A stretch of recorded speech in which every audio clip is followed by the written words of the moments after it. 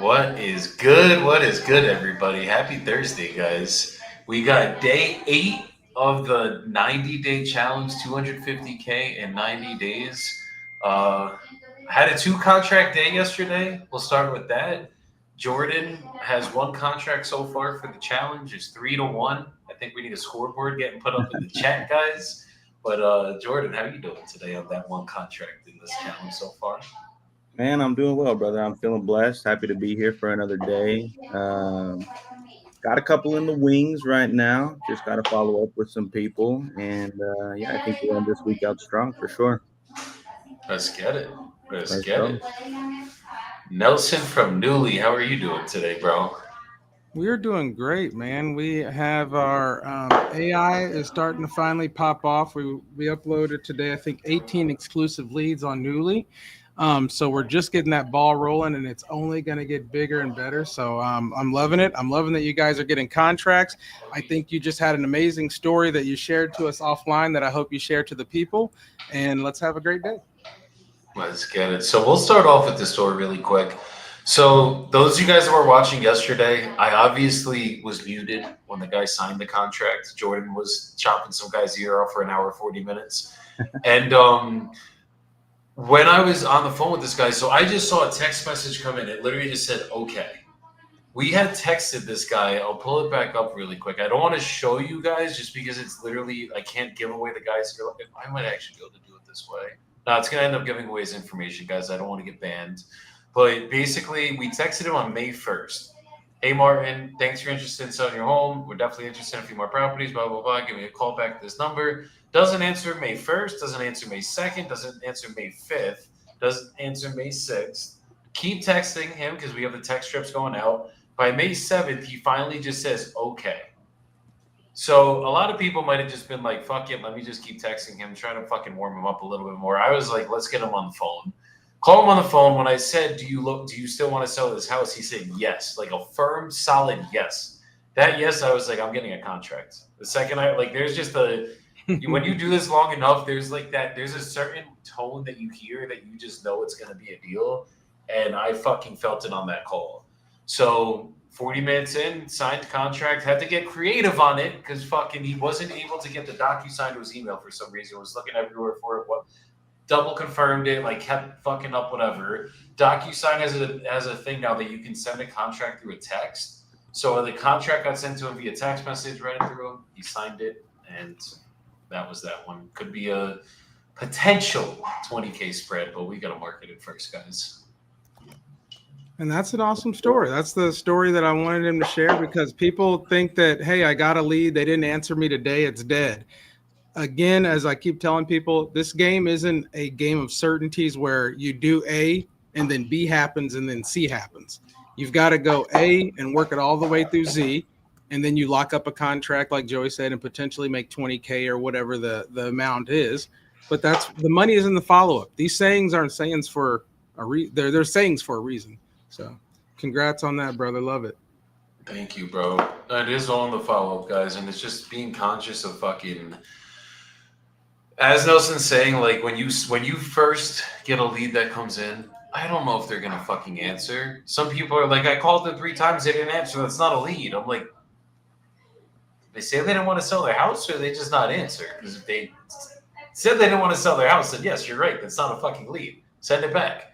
But if they fucking just didn't answer, that has nothing to do with whether it's a lead or not, guys. That just means they physically didn't answer the call. I was telling my team the other day, this goes for every side of the business. This goes from acquisition to transaction coordination to disposition. Any side of the business. It might take 20 times of trying to call someone for them to answer. On average, that is usually what it takes. I think it's about 20 to 21 contacts. Means like you tried to call them 20 to 21 times for someone to answer the phone. So if you're looking in your CRM and you call them 3 times and they don't answer after 3 times, that doesn't mean you stop calling, guys. You got 17 more to go. Calling no matter what. Major facts. Oh, shoot. Jordan, as soon as this live is over, I didn't get to yesterday. As soon as this live is over, I'm going to mail you your hat. Trust me. I got you. Hey, that sounds good, brother. I appreciate it. Hopefully I make it look as good as you do over there, my brother. It's a pretty sweet hat, actually. I like it. No, man, come on, brother. I'm trying to get like you guys.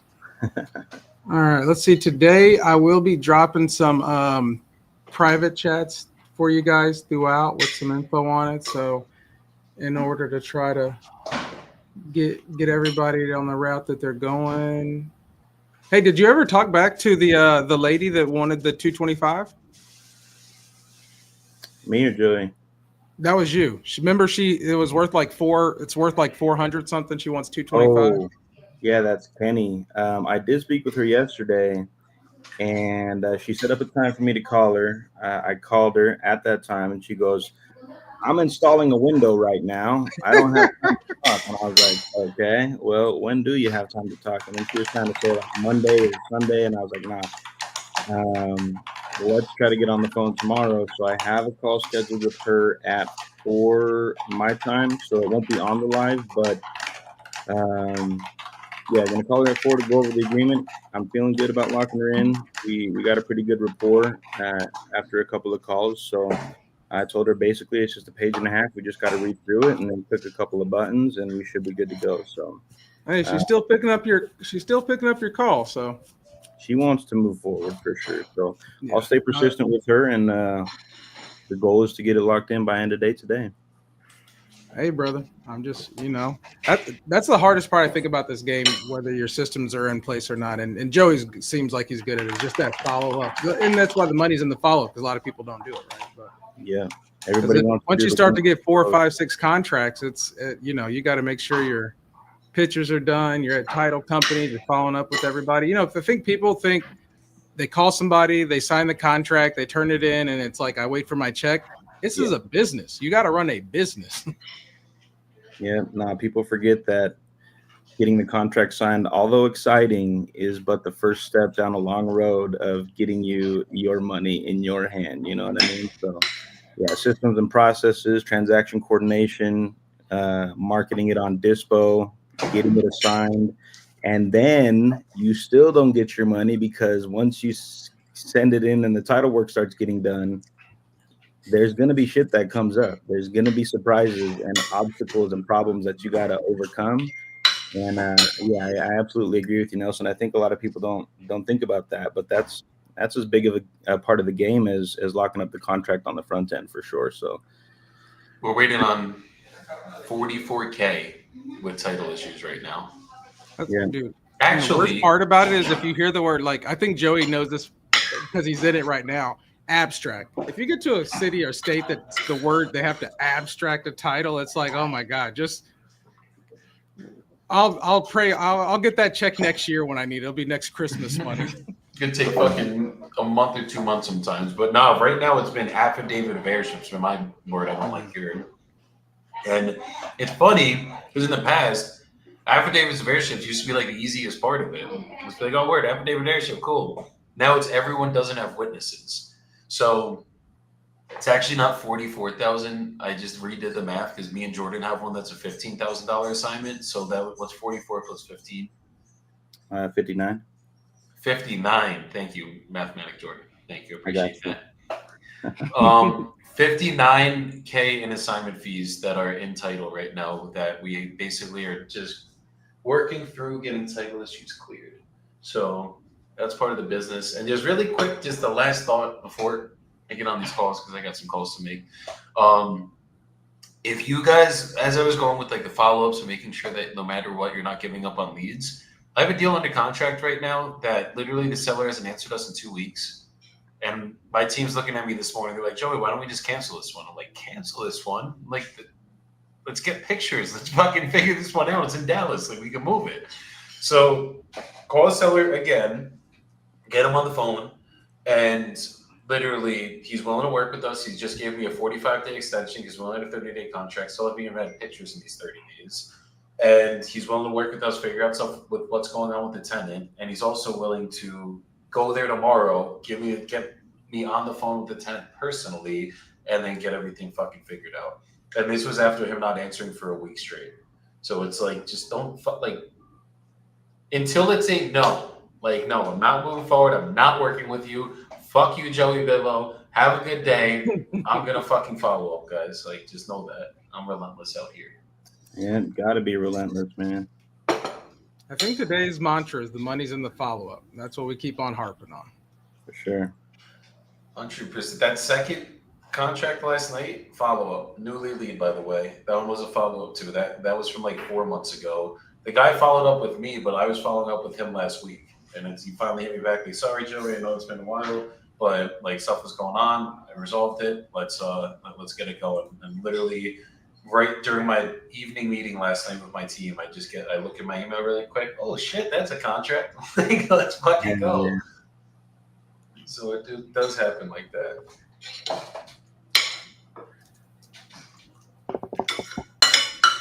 I dropped some private chats for you guys. We'll see if those turn into anything today.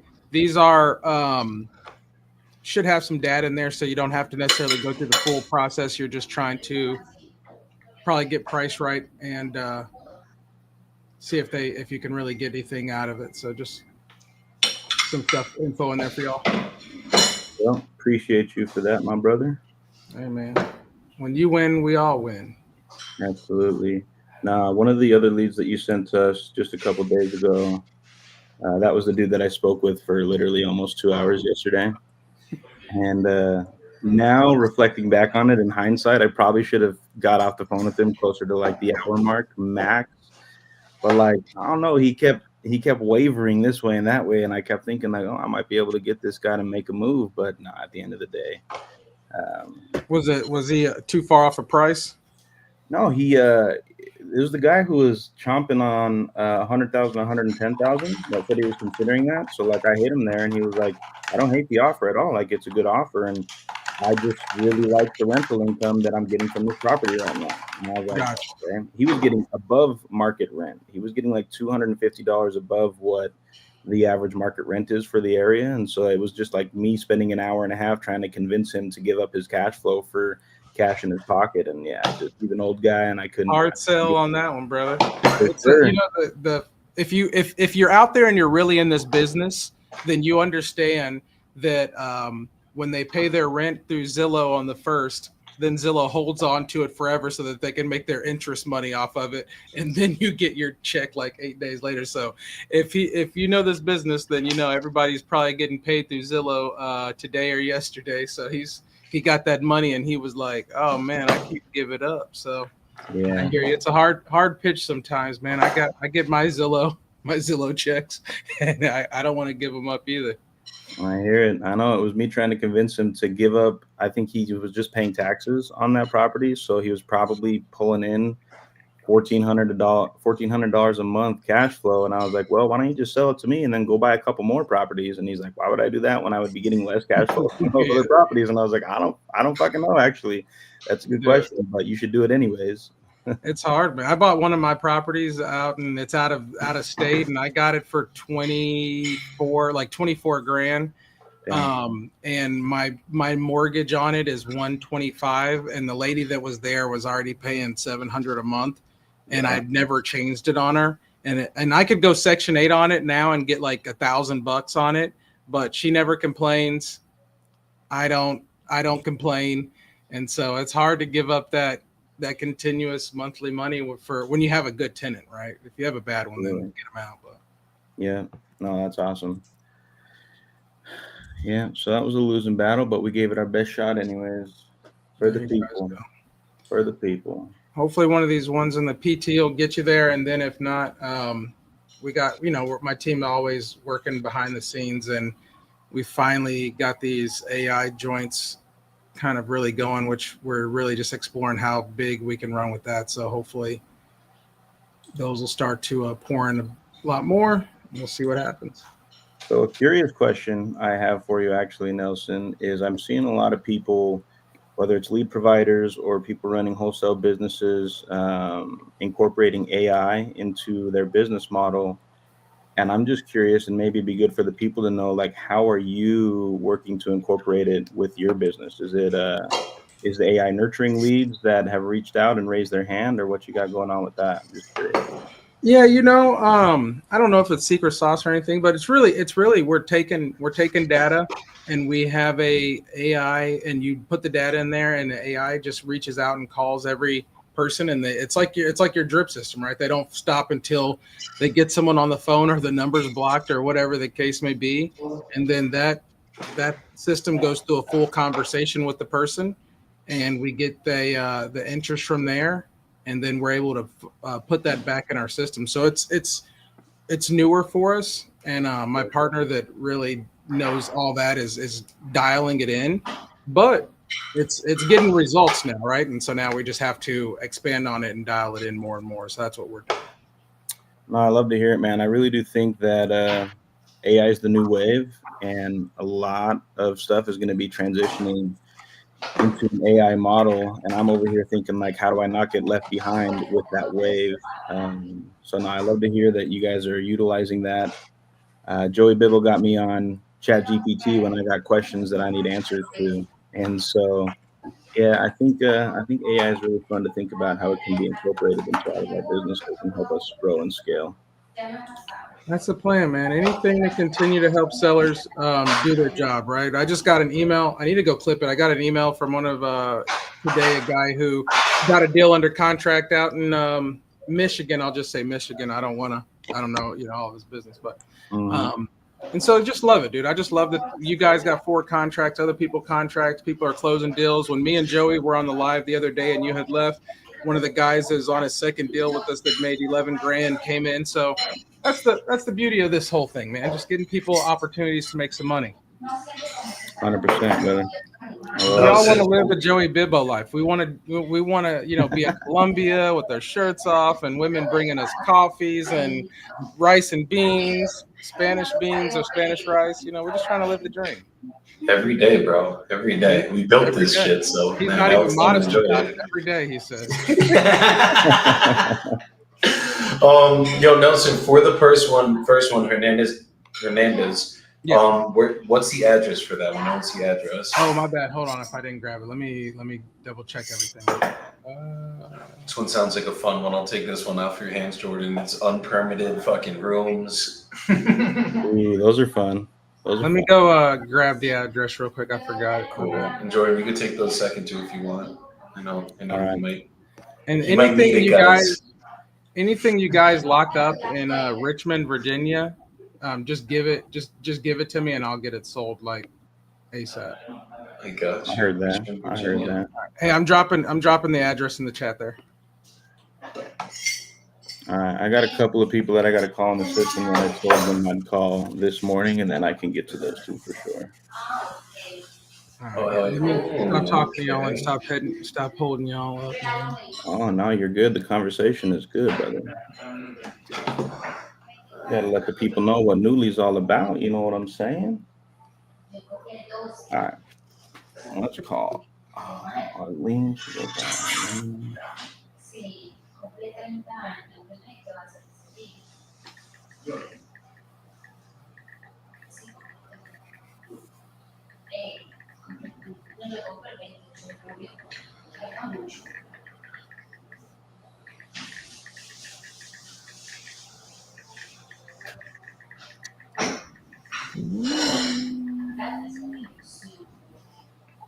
And all the ones that I put in the chat for you guys were conversations from just yesterday, so they're still pretty fresh. Love it. Let's go.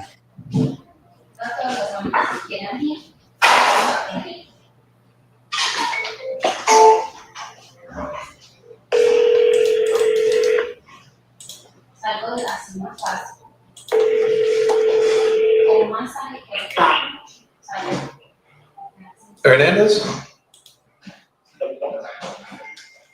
Hey, can you hear me? Yeah, this is Joey. You were speaking with one of our agents yesterday about your house on Muncie Ave. Yeah, are you still looking to sell it right now? That's what I'm talking about. Okay, perfect. I didn't see what price you were looking to get for it. Is there a number in mind that you? 175,000. Okay. And if I could get you a number that made you happy, are you ready to start the process today? Well, let's see the number. Okay. Okay. And are you the only one on the deed, or is there anyone else who would have to be here for this call? I'm sorry, I didn't hear that well. Are you the only one on the deed, or is there? I'm the only one. Okay, and only one that's involved in the decision of it then, right? Cool. Okay. So the way that my process works, I'm just gonna ask you a couple more questions about the property. I see some of the info you gave yesterday, so I'll just button everything up, and then I'll get you an offer on this call. If the offer makes sense, I'll send you over a purchase agreement. We'll go over everything together. As long as you're good with everything in that agreement, we'll sign it, send it over to a title company. They'll keep you represented as a seller and us as the buyers. And then we'll just pick a closing date of your choosing, and title will send that via wire transfer certified check. Would that be good? Sure. Cool. So in terms of the condition, is there anything going on with the foundation or structure of it? Actually, on the house, I don't know how much that's not working, but let me just tell you this. On the house, I remodeled the house like 2 years ago. And electricity, the walls, and plumbing, pretty much everything I knew everything. So is there AC, or it's window units though, right? I'm sorry. You did everything, but instead of, you didn't put central AC in there, you just put window units in, right? Right, so Okay. What about the roof? it's 10 times. We get the roof. So 3-year-old roof. Yeah. Okay. And then foundation, you said nothing's going on with that. Oh, foundation, you might see that's hidden beam. It's pier and beam, but there's nothing like no leveling issues, nothing like that. It's an old house, yeah. Okay, but there might end up being some foundation stuff we got to look at. Right. Okay. So only thing is maybe foundation, and then on the inside, you basically did everything. Inside the kitchen is very, I would say very poor. They only have like, we see the people still on the property, they're 100 members. They just want to play. So they have the kitchen is very important. So they have like a stove, just what things big. Understood. Okay, so the kitchen's probably gonna need some work, and then what about bathrooms and flooring? Bathroom's okay. They're good. Okay, wait, was that updated 3 years ago? Yes, we put nice. Okay, and then in the notes, I'm seeing you're saying it's a 3-bedroom, 2-bathroom. Did you get permits for everything when you did the work? And the one in the back, no. What I attend, no. Okay, so they're not like legal, but it's basically legally a 2-bed, 1-bath still, according to the tax records. Okay, so we're just gonna have to value it off of like what it is then. And then, okay. And then it's public water and sewer there, right? Sure, yeah. Okay. Understood. And how quickly would you be looking to get this done, and if we could come to terms on numbers? If we come into an agreement, Mhm. I need enough time to find them and say, I need like months, 6 months. Okay, yeah, typically, depending how we're doing the sale, it could be 30 to 60 day close. Sometimes if you guys need a little bit more time, we could do a 90-day close, so we can work with your time frame. Okay. Cool, okay. And then what's the reason you're actually looking to sell it? Oh, I don't need close to the property. where are you located? Like an hour away. Got you. So it's basically just like a little bit far for you to maintain kind of thing? Right. Understood. Was this initially like an investment property for you, or did you used to live here? What's the story with that? So it's just that I have the chance to do it. Understood. Okay. So it's basically just a little bit too far for you, and you're just looking to cash out essentially.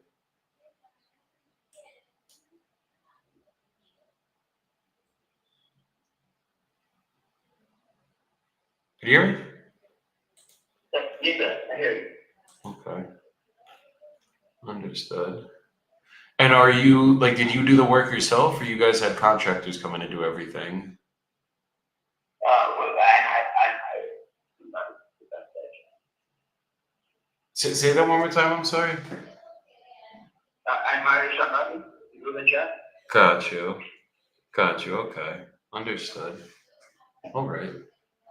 And for the 170 grand, did you see like other homes in the area selling for that, or I guess where'd you Well, get? I don't know.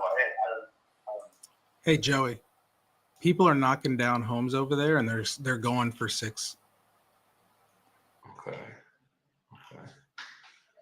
All right. Well, give me like 2 minutes. Let me just run my numbers really quick, and then I'll tell you exactly where we could be in terms of an offer. Just bear with me. I'm just gonna put you on a brief hold. Okay. All right. Couldn't get much out of him. You guys saw I'm trying a couple different angles, trying to pull out some rapport. He's just not having it. I think if I started speaking in Spanish, maybe that would have worked a little bit, but fuck it. It's all good. Yo soy un gringo, vivo en Colombia, lo siento. I don't have the prop stream and stuff, and I hate the new Zillow, but it looks like there's a house like 2 feet away that sold. It's last year, but it sold for 666. It's saying. So I think people are buying that area up for land, and then they're building these new things on there for crazy. So I don't know what you need to get it for as far as for somebody to knock it down and rebuild on it, but I think there's somebody would do something. There's a lot that's for sale, just the land for 140, like around, like next door, around the corner from it. There's one that also sold for 190. Like, and he knows he's not getting 170. Like, I was like, do you know, like, you seen other homes sell for 170? And he's like, But I think somebody would buy it for 140 something, even if they don't knock it down. You could still make it, do something with it, and probably sell it for 4. Exactly.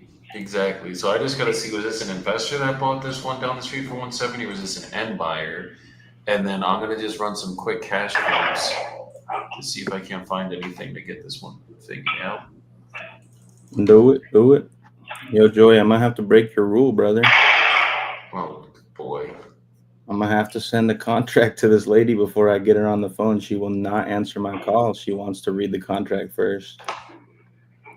I would just ask her, what's stopping us from getting on a call? I did. She says her and her brother need to review it before she speaks with me. And I'm like, ma'am, why? If you ever have to do that, don't put the numbers in the contract. Don't, I was like, so that they can shop it. Just send the blank contract. Yeah, don't put any numbers, the price in there, so they can't shop it. Just send them the contract and say, hey, read it over, and whenever you're ready to, sign it, we'll throw the figures on there and move forward. I don't hate that, actually. Jordan, can I get that code really quick? Yeah. One thing I will say though, Nelson, is he already negotiated with this guy. I don't know why, how, or who, but he already fucking made an offer. So This is for the one you're talking to, or the Jordan? no, the texting one, the texting guy. He texted him an offer without, he literally texted him the script last night. I saw it. I peeped it. You made a boo-boo?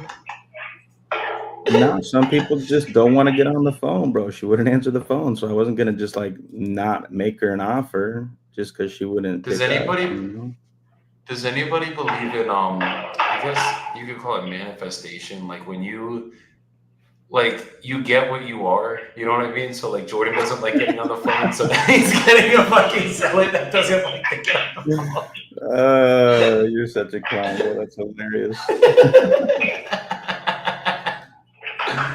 all love. Fuck, bro. Get the motherfucking No, call and honestly, figure it out. honestly, bet you I lock it up.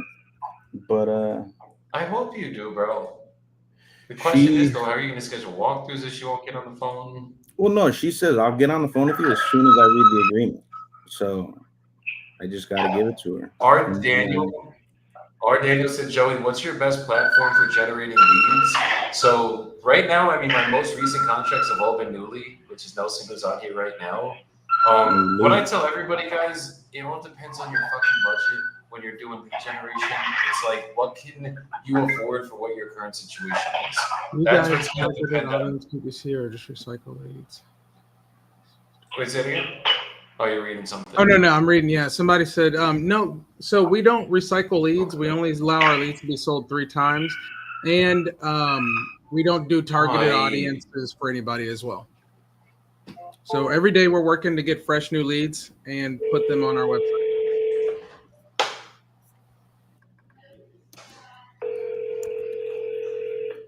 And shout out to Shanti who joined. I think she was like one of the first people who ever got a contract with Newleey. let's go. Hey, brother, I was actually literally just about to come off of hold. I kind of got my numbers together. Okay. Yeah. So what I'm looking at on my end, I mean, there's a lot of activity obviously going on in this neighborhood. There's a couple new builds that are going up, everything like that. And I know that you did put a lot of work into it about 3 years ago.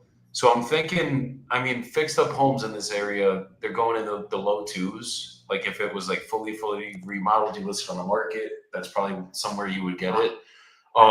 We'd still just obviously the only thing we really got to do is probably just the kitchen and then just make sure that there's nothing going on with the foundation. I think like maximum work wise, we'd probably spend about 20 grand, maybe 25 grand, depending on if there's foundation stuff going on. We could get this done, and I know obviously the property's kind of far from you, so I'm sure it's not easy going back and forth anytime anything goes wrong with it. And we could do this in kind of the same time frame that you're looking for, about 60 days to get this closed in. We basically could get this done around 135 to 145 cash.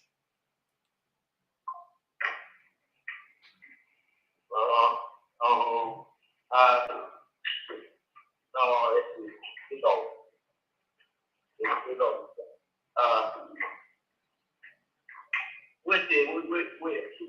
I'm gonna take my time with it. Then I'm gonna have to talk to my wife. But I mean, I'm just the only one in this property, but I don't want it, so. Okay, have you and her obviously like discussed selling the property, bottom line, everything like that? I'm sorry. Have you and her discussed selling the property already, and like I guess like what you guys would actually be willing to sell it for? Yeah. Yeah, it's just that the price. I mean, I the 185, so I go down to 135, and I mean, on that price, to go. Okay, I mean, I could take a deeper look at it because I know there's value over here. If we could get something figured out today, what would the price have to be? Like, how much closer do you think you could get to that 145 if we could actually get this started today for you? I mean, I'm asking 175. I can probably do 170.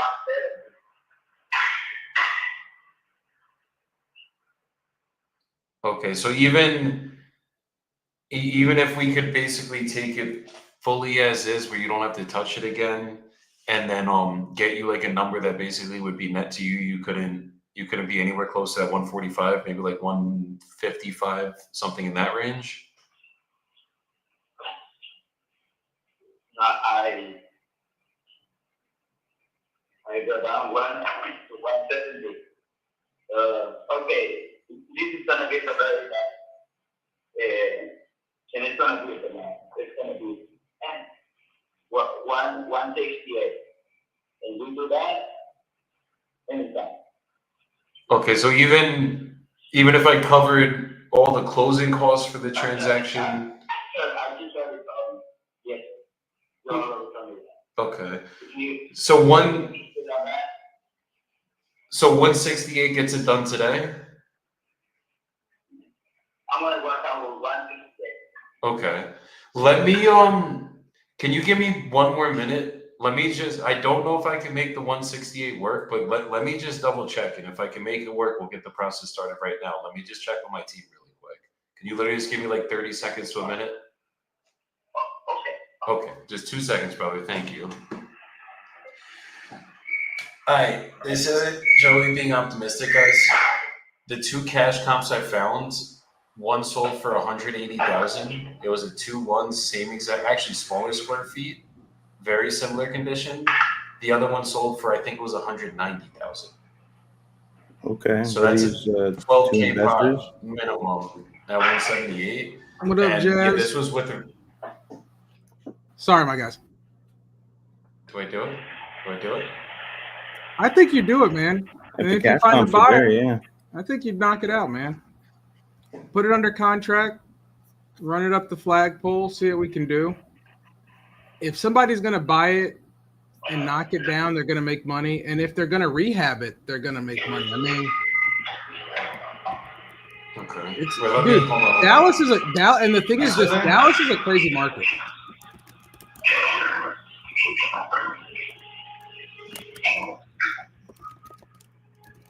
Mr. Hernandez, you still here? Yes. Okay, if I was able to get the 168 approved, I'm just kind of going back and forth with my partner right now, just trying to make sure we could actually make it happen. Is it something you would be ready to start the process on right now? Like I could send over a purchase agreement, we could go over everything together really quick. How much you say? I'm saying if I could do the 168, is it something that you'd be ready, like if I could send over the purchase agreement, you'd be ready to get the process started like right now? I'll do that. You're gonna have, my daughter, she's the one who will be, receiving everything, sign, and, check on everything. And, if you guys want it, I will already give you my word. So, and then for me to be sure that you guys really want it, I mean, I sold the property, like 3 years ago. Mm-hmm. And these people, they really want the property. And I told them, if you really want it, they put a down payment in a country's check for 5,000. So, and I told them, if something is wrong on the property, something is not right, let's say, something about the title or something like that, I will respond to that. So, and they couldn't respond back. But only if there's something wrong on the title, not good. You cannot fix whatever. Yeah, so I need. So, We wouldn't put down a $5,000 deposit. The way that we do it, I mean, I haven't posted a deposit in 5 years of doing business. Like what the goal for us is just actually close on it. As long as everything is actually updated the last 3 years and everything actually adds up when we go over to the property and we do what we got to do with my contractors and my finance guys, then we'll have no problem closing it. And usually like we'll know within the first 2 weeks. It's not like this is going to go on for months and we're just going to hold you up and waste your time. how about this? How about you guys go check on the property first? No, we don't do it. Make sure. Okay. We don't do it that way. Like if I'm willing to do the 165, I'm still just trying to triple check that we could do it. I just want to make sure that we could get it started today.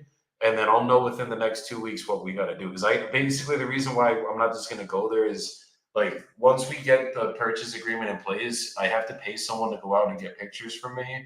Once I get the pictures, then what we do is I send my financial partners and send my contractors over there. Because even if I walk the property myself, I'm not a contractor, bro. I would have no idea what I'm looking for. So that's why I send the professionals out there to do it, and I'll usually pay them $50 to $100 to go there.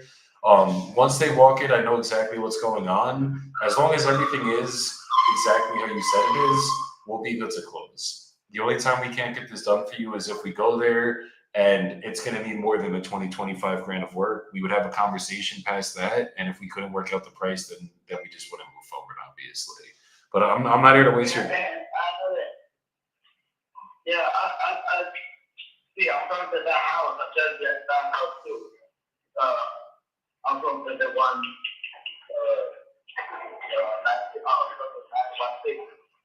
I saw that, and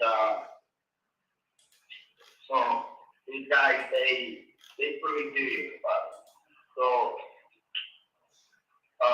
I know how that works, but sometimes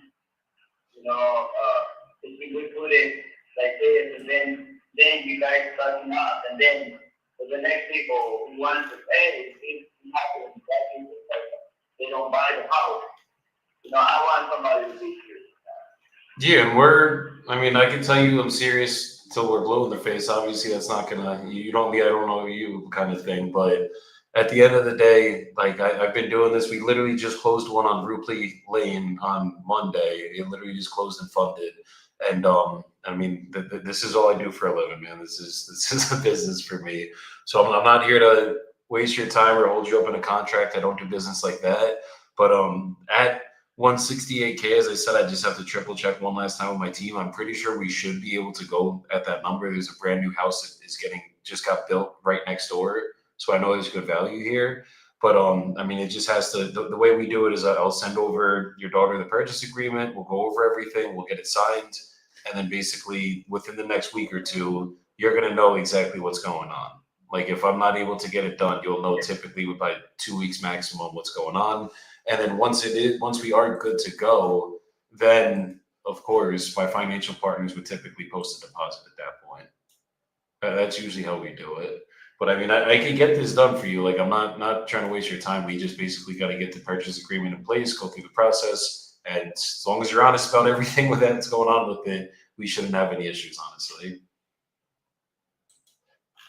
Okay. What's your? Yeah. Okay. I'm gonna keep this number. This is your number, right? Or you guys, this will be the number. Yeah, this is my number. And is there? I guess could I get your information so once I know we're good to go, I can send everything over to you and your daughter, and we could just get it figured out. Yeah, I'll tell my daughter to keep it. Okay. And is there? Yeah, tell her to give me a call. If there's any way I can get her number, I could just try calling her too if that's easier. I'm not going to bother her, obviously. And then I could basically just get everything drafted up and sent over to both of you guys, and I get the process started from there. She will call you. She'll call you, and I'll get her this time. And what's your name? My name's Joey Bibbo. Hit him with that Spanish. Yeah, when should I be expecting her call? I'm gonna call her right now. Okay. Yeah, she's at work. Let me give you. Yeah. I'm gonna send her the number, and she get a time to she'll call. Okay, and it's a one-page agreement I'd have to go over with her. It's super simple. Okay. All right. Okay, and brother, your first name is Galacio, right? Gracias. Galacio. Okay, perfect. Okay, yeah, and if I don't hear from you, is it okay if I just circle back this evening or later this afternoon? Sure. Yeah. Okay, Galacio. I appreciate your time today, brother. Hopefully we can work this out together. Okay. All right, thank you. Take care, man.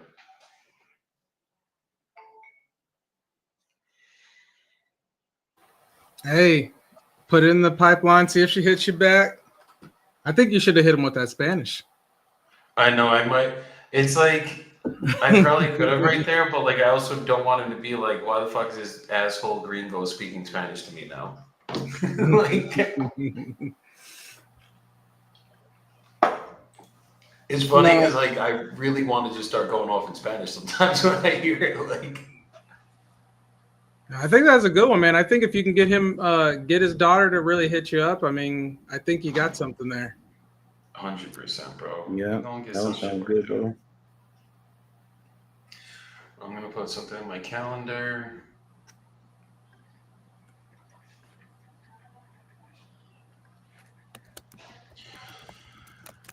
We'll put them in for 4 p.m. Set the reminder so we remember it. And that's how it gets done. And that's how the cookie crumbles.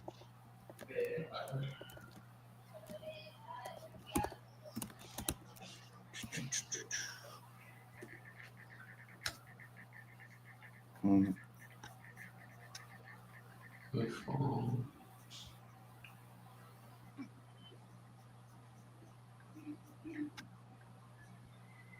I just got banged down by a guy who's had his property listed for 175 days, and Repeat that again. I got banged down. I got hung up on. I thought we were in the wholesaling business here. So. Jordan, OnlyFans is in the other link, bro. You checked the wrong one today, bro. Exactly. Yeah, it's in my bio. Link in bio. So we don't have to put telephone music when we have. Okay. All right, I set the reminder. Let me put them in for. Damn, dude, actually, I don't have any idea why this property's not selling at 173, bro.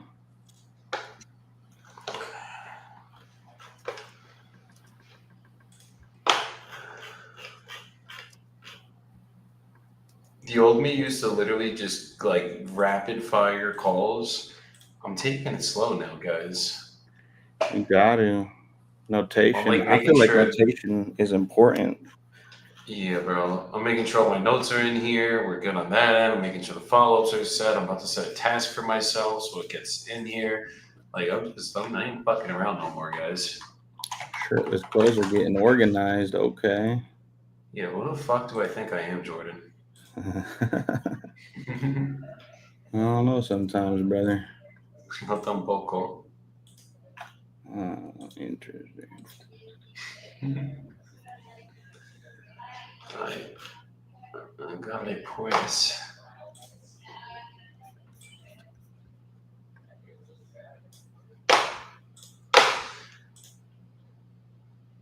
Rita said sellers love hitting you with the 5K EMD. I know, man. Come on. They love it, bro.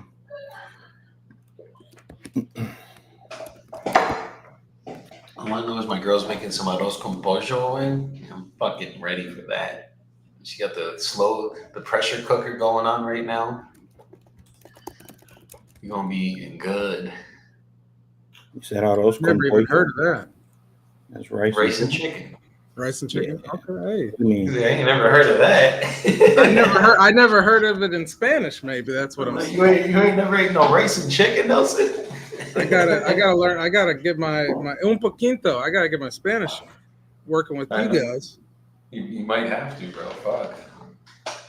I'm in Texas. It should already be up, but we're working on it.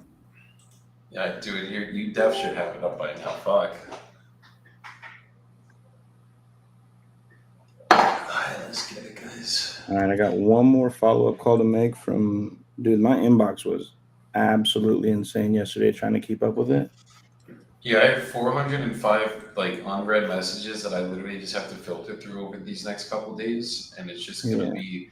I just have to time block it and just like literally just suck it up, you know. Just go in there and just fucking unmark every single one as read and put them where they need to be.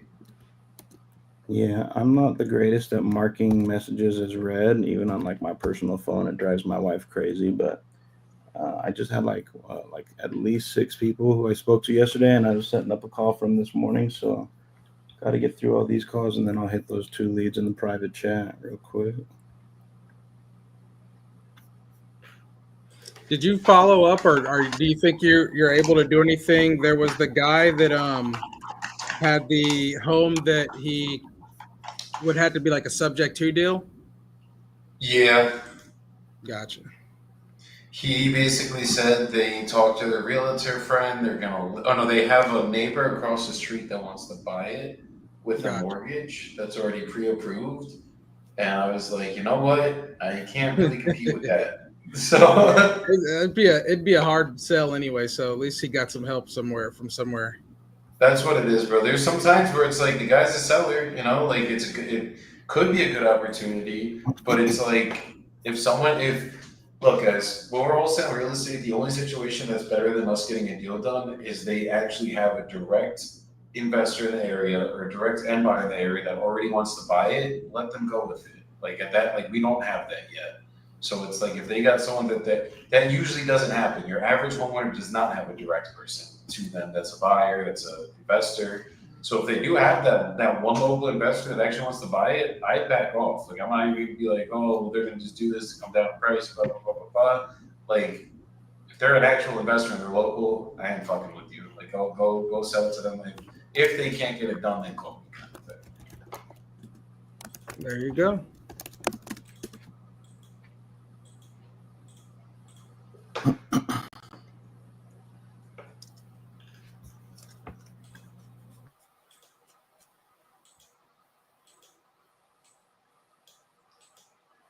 Trying to listen to this guy's call from yesterday, but it ain't playing for me. Here we go.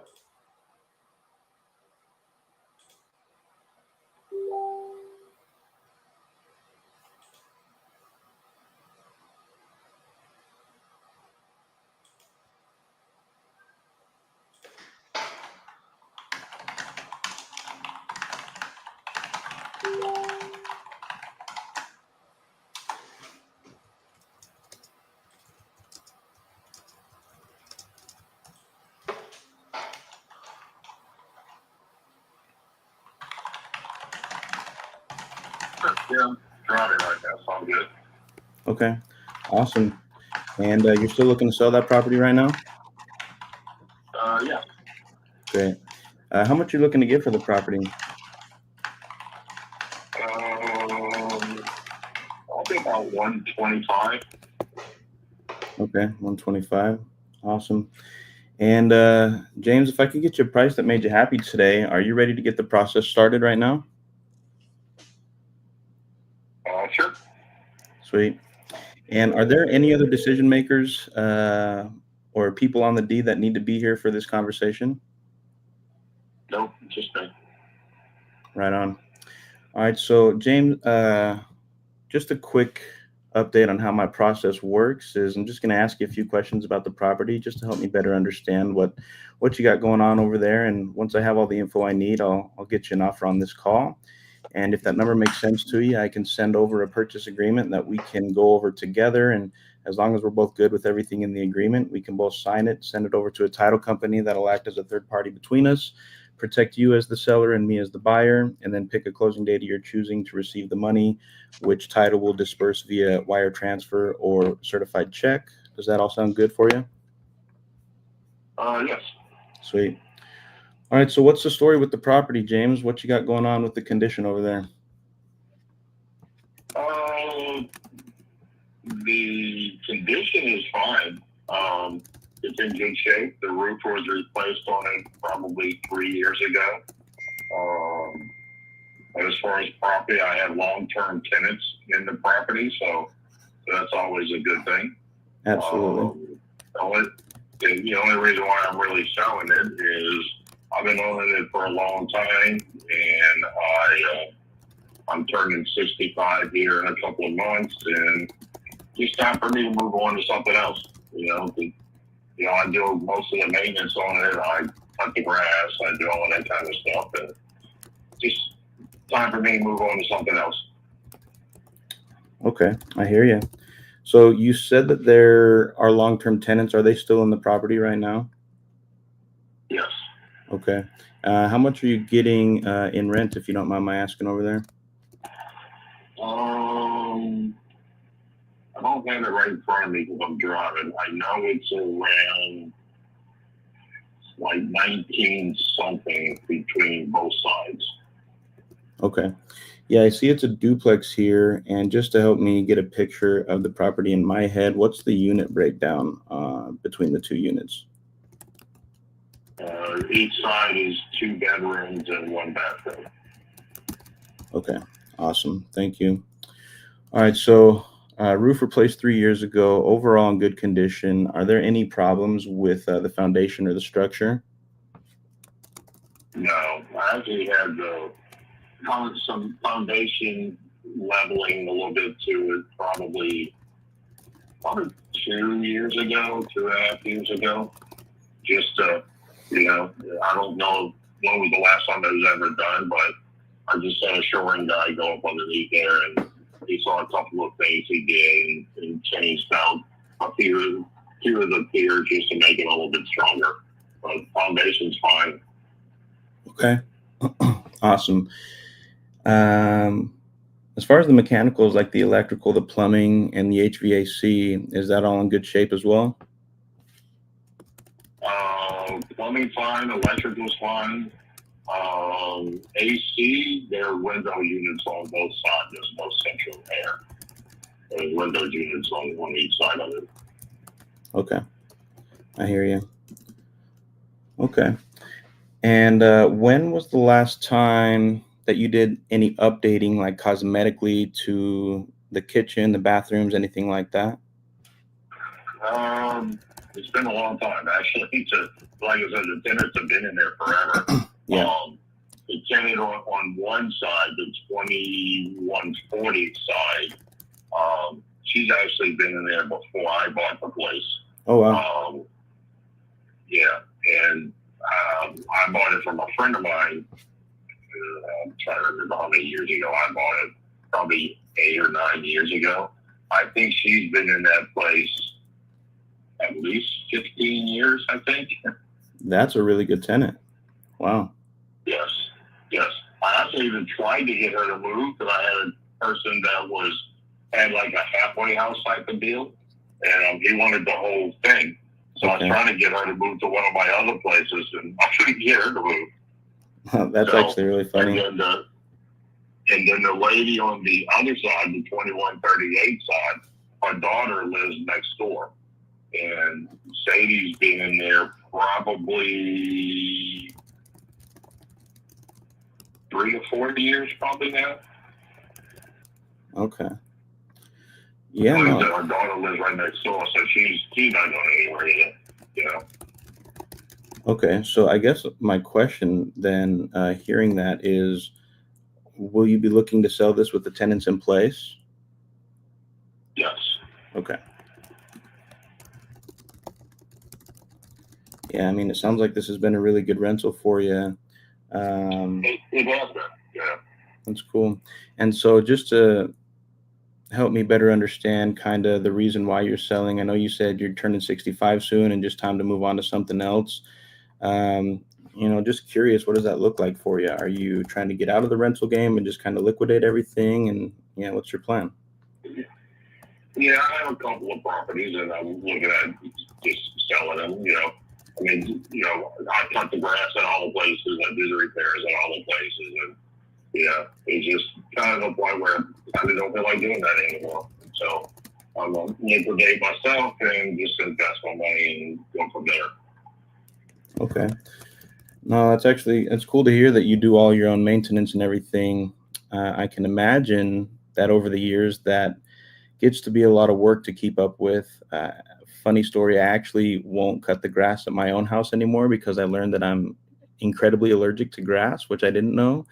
And so, yeah, it's cool to hear that you're going out there and keeping tabs on the properties and helping the tenants keep the grass short and everything maintained. And sounds like you've been a good landlord. So that's good for me to hear as a young investor who's trying to build his portfolio.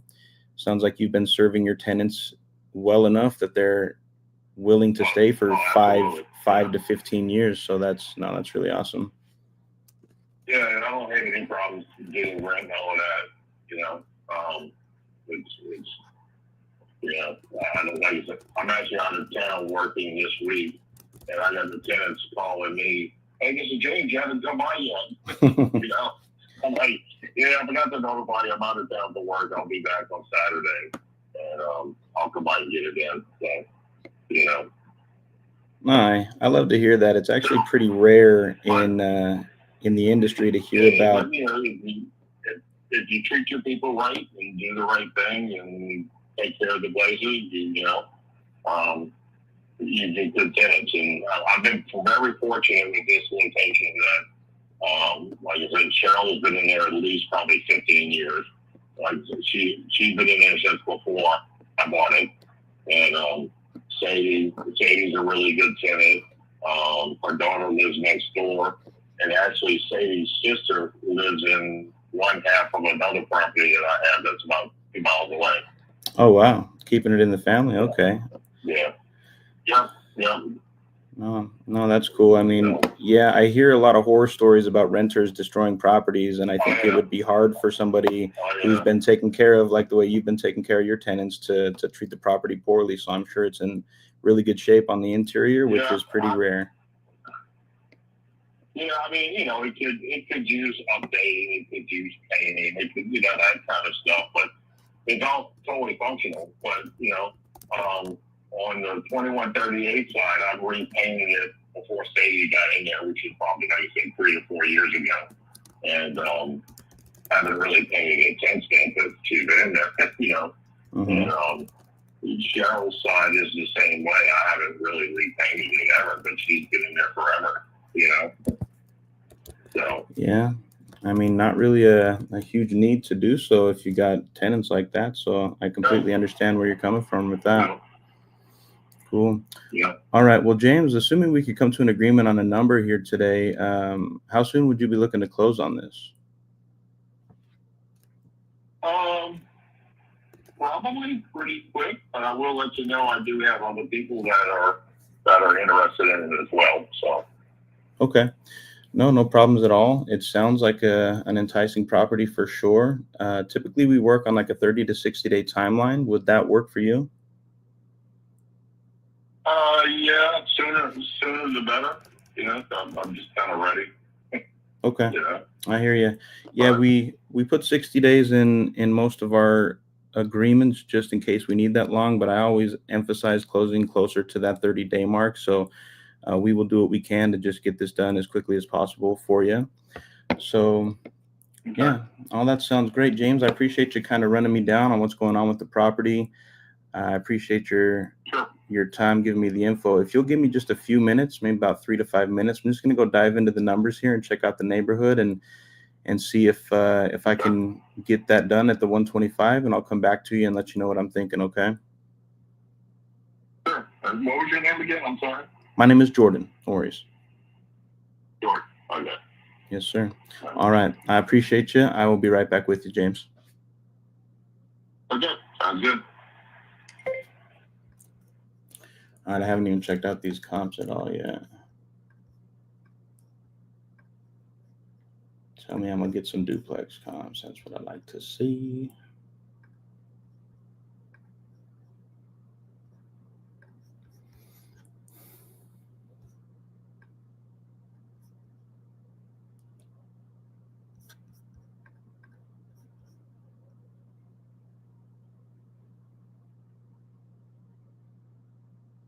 Oh, I just saw your messages now. I was going to ask him what he wanted to invest in when he said he wanted to invest, but I felt like that might be a little bit of an invasive question. I don't know. I thought it and didn't ask it because I had that second thought come in, but I'll chop it up with him a little bit. He seems like a guy who's down to talk. Yeah. But I got one comp here, duplex. All similar characteristics that sold in March at 220. So you're thinking seller finance on this, just across the board? I didn't look at comps on it.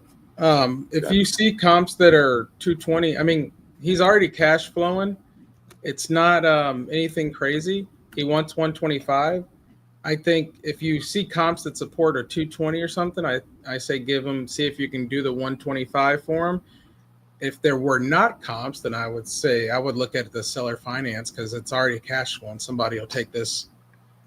If he's not going to do anything with the money today, right? Why don't I give you, I could get you probably 130, a little bit more in your pocket if you let me put down $5,000 and I'll pay you and balloon it out and whatever.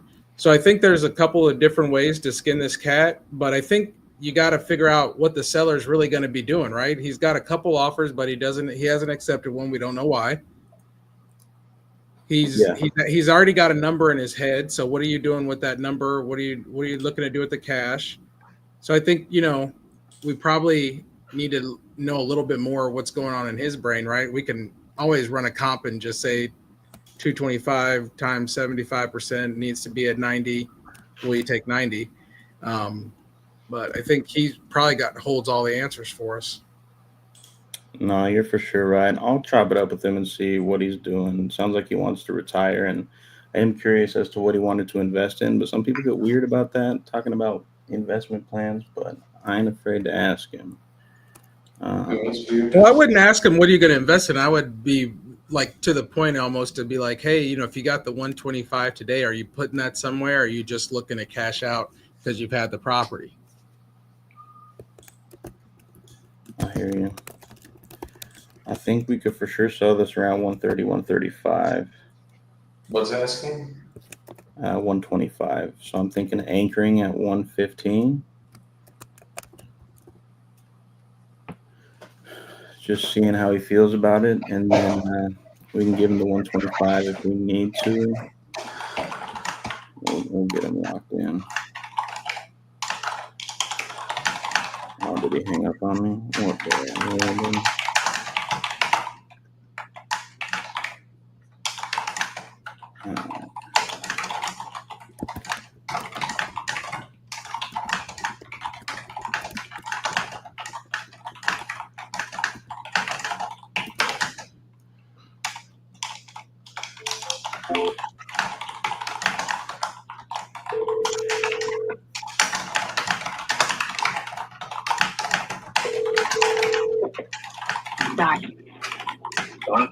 Hey, James. This is Jordan. Sorry, it looks like we got disconnected.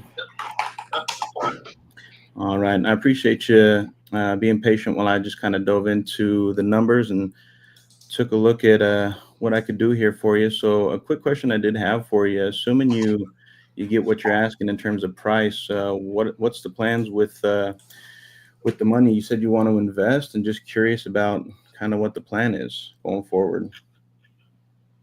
Yeah, I have a guy that I go to for investments, and he's been doing pretty well for me. So I'm just going to take that money and invest it in with him. Okay, I love it. Just let it kind of snowball and grow.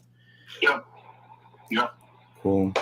All right. Well, James, after taking a look at everything and checking around the neighborhood and looking at the comparable properties, I'm thinking, it sounds like the property is in good shape. I always like to imagine I want to go in there and kind of make it look like the homes I see on HGTV, maybe spend about $30,000, $35,000, just making it look real pretty. I know the tenants are in there, so we'll have to work with them to make sure that we can get in there and do that work. But I'm thinking I can come in for you somewhere around $115,000 cash.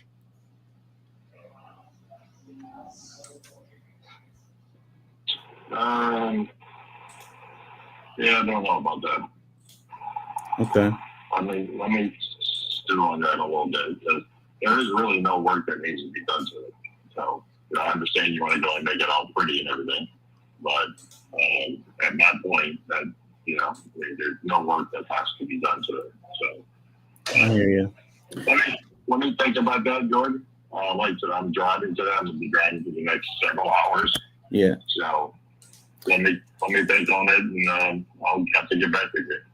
All right. Well, James, let me ask you, if I were to come in and just cover all the closing costs, there's no fees or commissions that you have to worry about, and the number we agree on is just straight net to your pocket.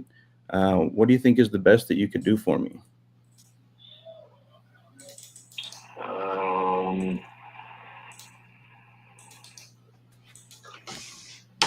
I know it's at 115. I know that. I know, Jordan, you have to give me a little time. Let me think on it. I haven't really thought about it that heavily. But it would have to be north of 115. So let me think about it a little bit, and I can stay firm and follow up. Okay. 100%. Yeah. Well, when would be a good time for me to follow up with you? Can I get in touch with you a little bit later today? I know you said you got a long drive, and I mean, I know I like to do a lot of thinking while I'm driving, so maybe you stew it over and I give you a call here in a couple hours. Let's do tomorrow because I would have to get home and kind of look at some of my numbers. And I won't have access to that until really late this evening.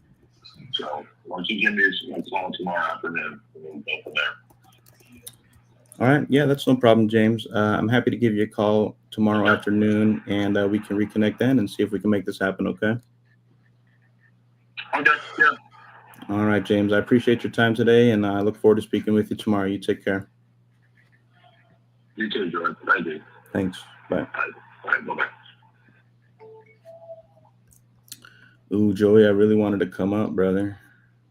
Nah, sometimes it's better to stay firm because it's like at 115 he wasn't a no.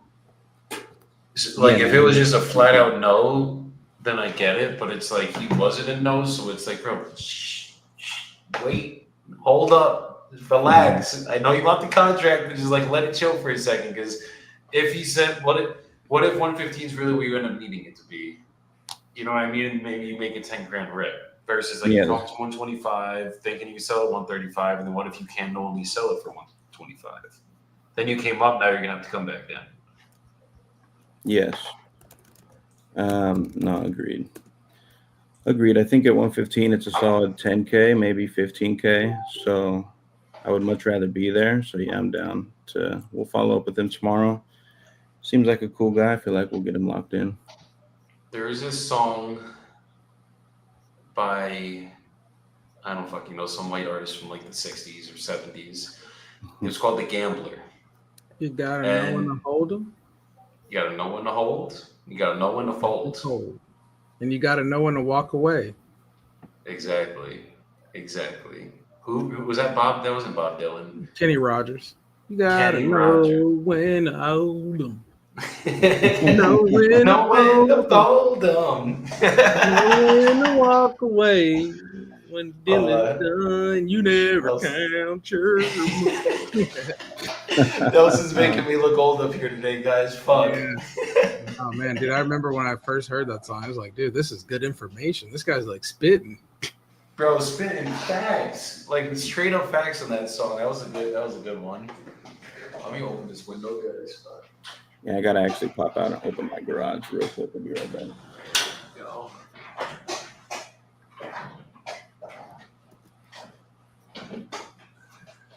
Yeah, that song fucking is the biggest of facts. Like most songs like that, it's like, yeah, whatever. That one, they knew he knew what he was doing with that one. No, he did, man. He did. Never heard it. Does that make me uncultured? Yes, very. Man. We live in Utah. We don't expect you to be too cultured. Wow.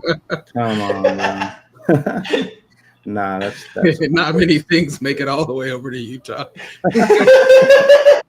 No, just the pioneers, brother.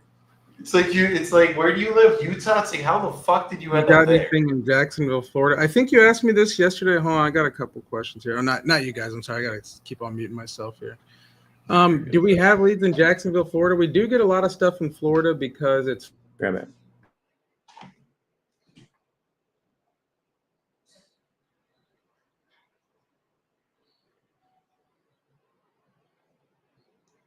Santi. All right, 2 seconds, guys.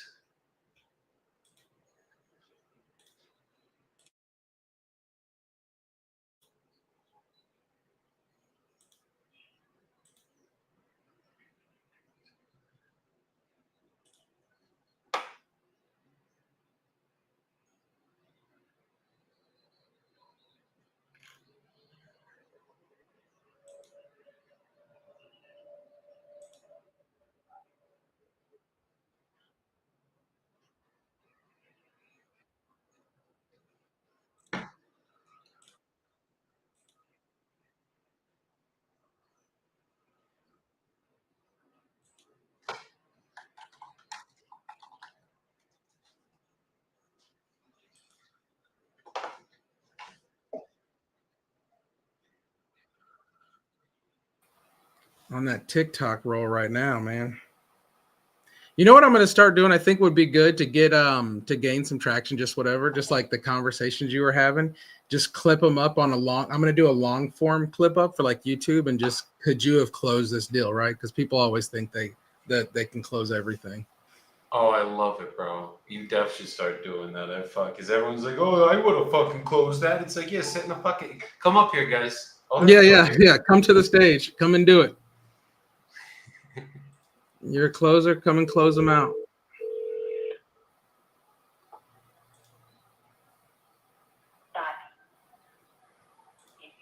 Hey, John. Yeah. Hey, this is Joey. You were texting Mary, I believe, about a property that you might be looking to sell on Roxbury Street.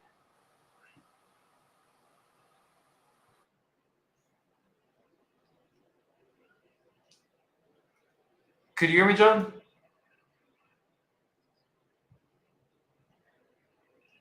Nelson, I said I need some leads in Seattle. This guy's in Seattle. Hey man, you ask and I deliver, brother. John? Yo necesito un algo, porfa. Y 10 más cafés. También te va a ver Gracias, por eso. Sí, So if you go over to con azúcar, porfa.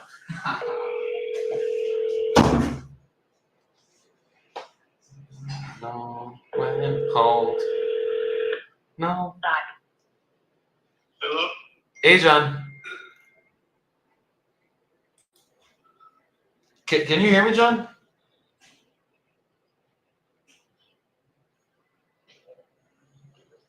I know.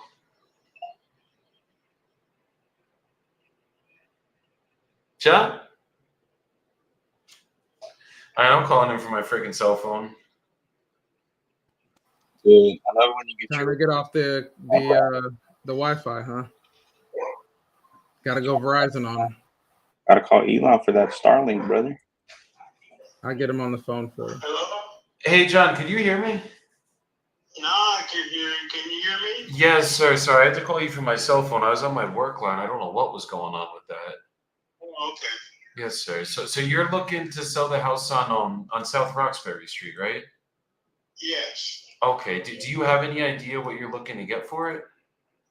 I'm trying to get about 550 to 600. 550. Okay. And if I was able to get you an offer that you were happy with, would you be ready to start the process today? Yeah, but I got an offer yesterday. I have to check on. Okay. Did they send you like a purchase agreement or anything? Yeah, I have to call my attorney and see if she got it. Got it. What's her name? My name's Joey Bibbo. Joy? Yes, sir. Okay, let me check on that offer yesterday, Joey. Can I call you later or you call me back? Yeah, I mean, is there any way, I guess, we could figure it out just us without you having to check on that other offer? Yeah, that's why I'm going to call you back or you call me back. I got to talk to my attorney and see if she got the offer. Got it, because I just wanted to see if we could just do either better than them or actually get this done for you, if we could just go just us without you having to work with that other investor. Okay, now a couple of things I have to tell you, Joey. Yes, sir? I'm only selling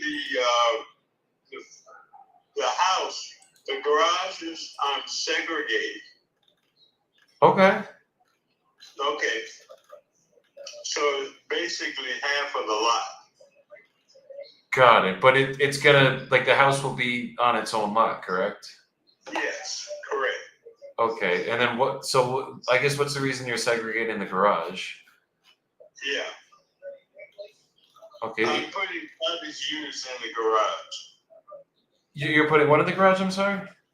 Cottage unit. Oh, okay. But the garage is separated from the house, right? Like they're not attached? Yeah. Right. Okay. I mean, does it still come with the driveway and parking and everything? Yeah. Everything's completely separate. Okay, everything's completely separate. Okay. And I mean, if me and you could come to terms, is it something we could get the process started on today? Yeah, I guess. Okay, perfect. And is it just you on the deed, or is there anyone else that would have to be here for a call like this? No, just me. I have to talk to my attorney.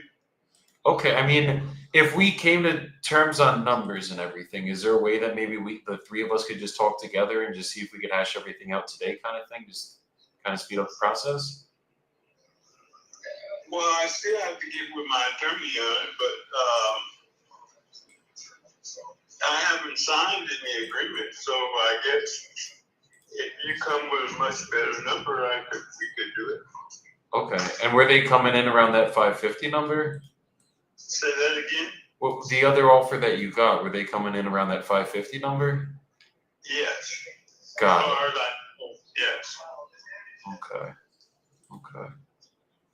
All right, because I'm usually not going to be like much higher than the other offers. It's just more about who's actually going to get it done, obviously. And I mean, wherever we land at, I'll give you a fair offer for what it's worth in its current condition. We just kind of got to come to terms on that, and then we could probably get this done for you. So basically, just the way that my process works, I'm just going to ask you a couple questions about what's going on with the property, condition-wise, everything like that, and then I'll get you an offer on this call. If that offer makes sense, I'll send you over the purchase agreement. We'll obviously send it to your attorney too. Typically, we go over everything together. Once we all were good with everything that was on that agreement, we would sign it, open up title with the title company. Basically, they would keep you represented as the seller and us as the buyers. And then we would just pick a closing date of your choosing. And then title would distribute that money via wire transfer certified check once everything was done with the title search. So would that be fair? Yeah.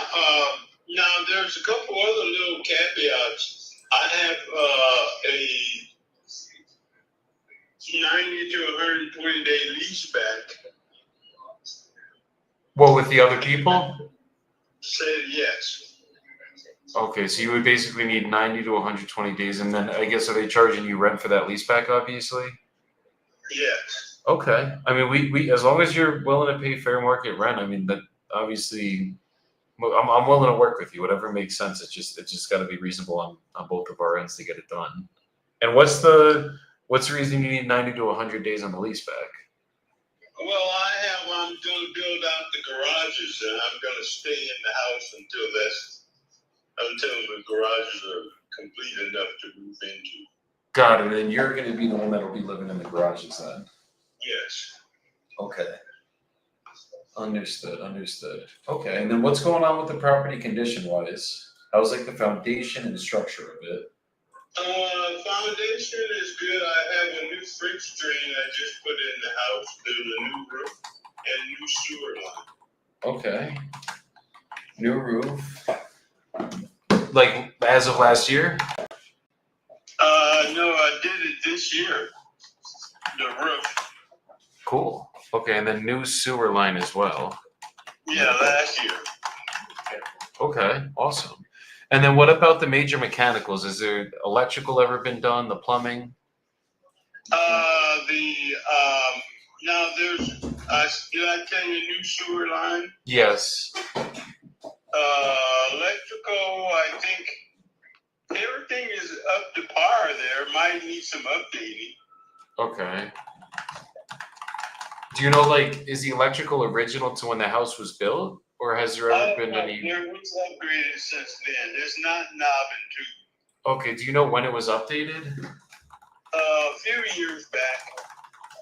Okay, like they rewired the whole house when it was updated? Yes.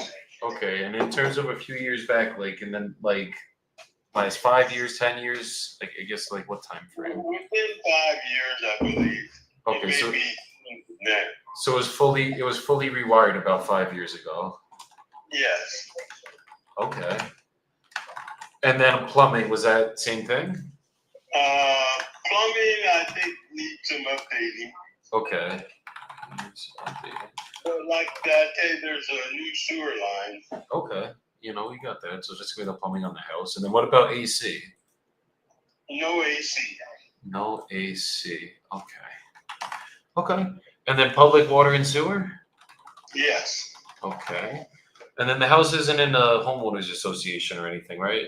No. Okay, beautiful. Okay. And on the inside of the house, what type of work needs to get done? Would we have to do like a full cosmetic rehab? Does it look like these pictures that I'm seeing online? Well, it just needs some upgrading. Okay, so it's gonna need a rehab on the inside. Yeah. Okay, no problem. And what is the time frame? So it's about like 30, 60-day close would be good for you essentially, and then just making sure that you have the lease back? Yes. Okay, perfect. And then what's the reason you're actually looking to sell it and then move into the cottage you're gonna be building? Basically, I'm downgrading my living, and that's why I'm going to build the cottage unit. Got it. Okay, understood. And what's the reason you're looking to downgrade your living? Is it just too big for you, or what's going on there? Well, it's too big. Well, my income is dropped considerably, so I can't. Yeah. Okay, understood. What is it, like a change in job and that's what's going on, or are you just getting towards retiring, or what's going on there? I'm retired. Oh, you're retired now. Okay. Okay. How's being retired been so far? Lazy. Right. I hear that. I hear that, brother.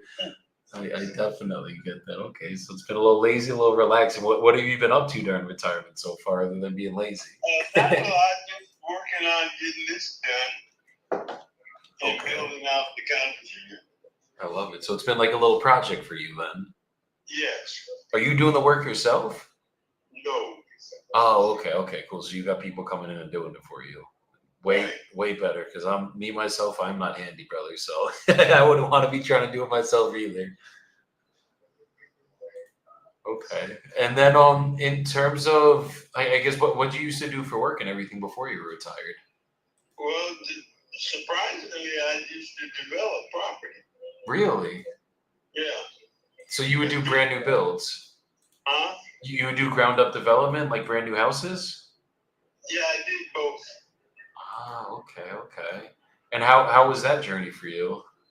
It was good. I just got I'm getting too forgetful right now.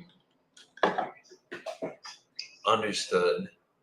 Understood. So it's just hard to keep track of everything, so you stopped doing that then. Right. I got you. I got you. Okay, now that makes sense. Okay. So give me about a minute or two. Let me just run my numbers. I'm just gonna put you on a really quick hold, and then I'll be right back with exactly what we can pay for this. Just bear with me. Okay.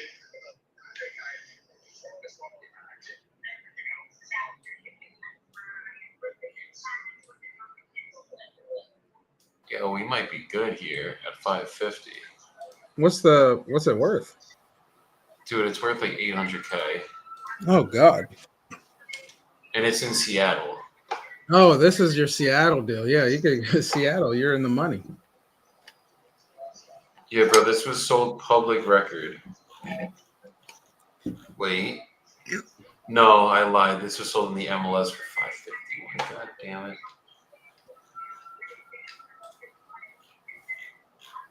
When was it sold? This was sold for 551 on 321. And then there's another one that was sold for 500 that was smaller. And then there was another one that was sold for 920, but I mean that obviously wasn't a freaking investor. So we might be a little bit high at 550. You think you could know? I don't know if my mic went out. You think you could novate it? I don't think this is an Novation one. I think this would be a straight cash one. But it's like, because it needs a full rehab on the inside. If you look at the pictures, the thing is freaking dated. And then it needs, he said it needs plumbing too. So that's where, like, cash comp, there's one for 920, but this couldn't have been an investor.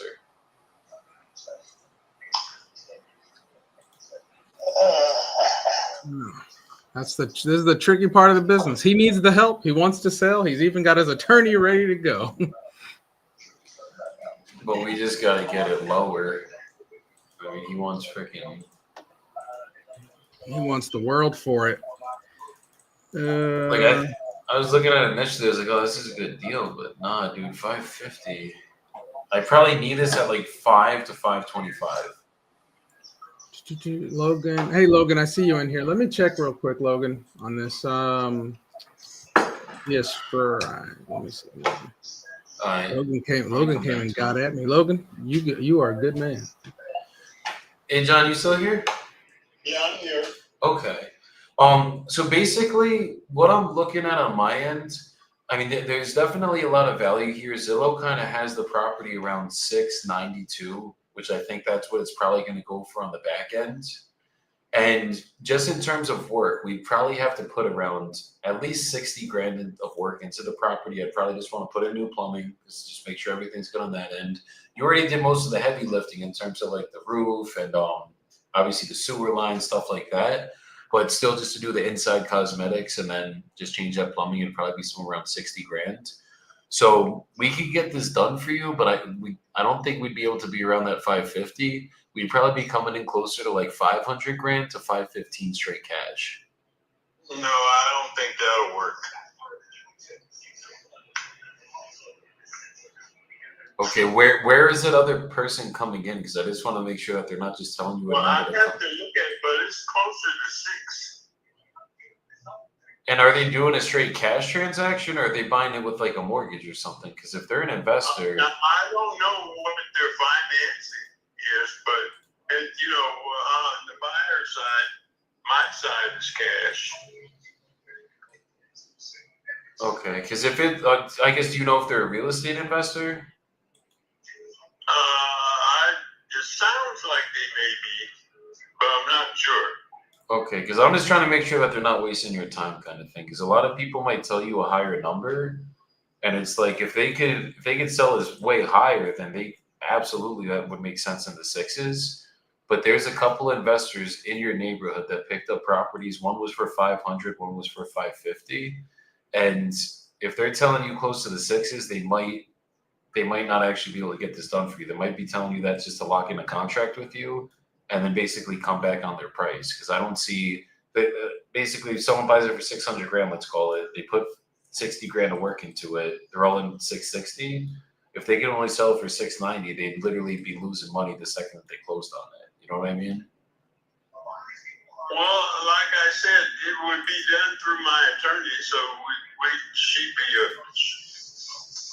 guide, be my guide there. No, definitely. It's just the attorneys, they're not investors, obviously. So like I wanted to go through your attorney. They have to make sure the paperwork's correct, everything on that end.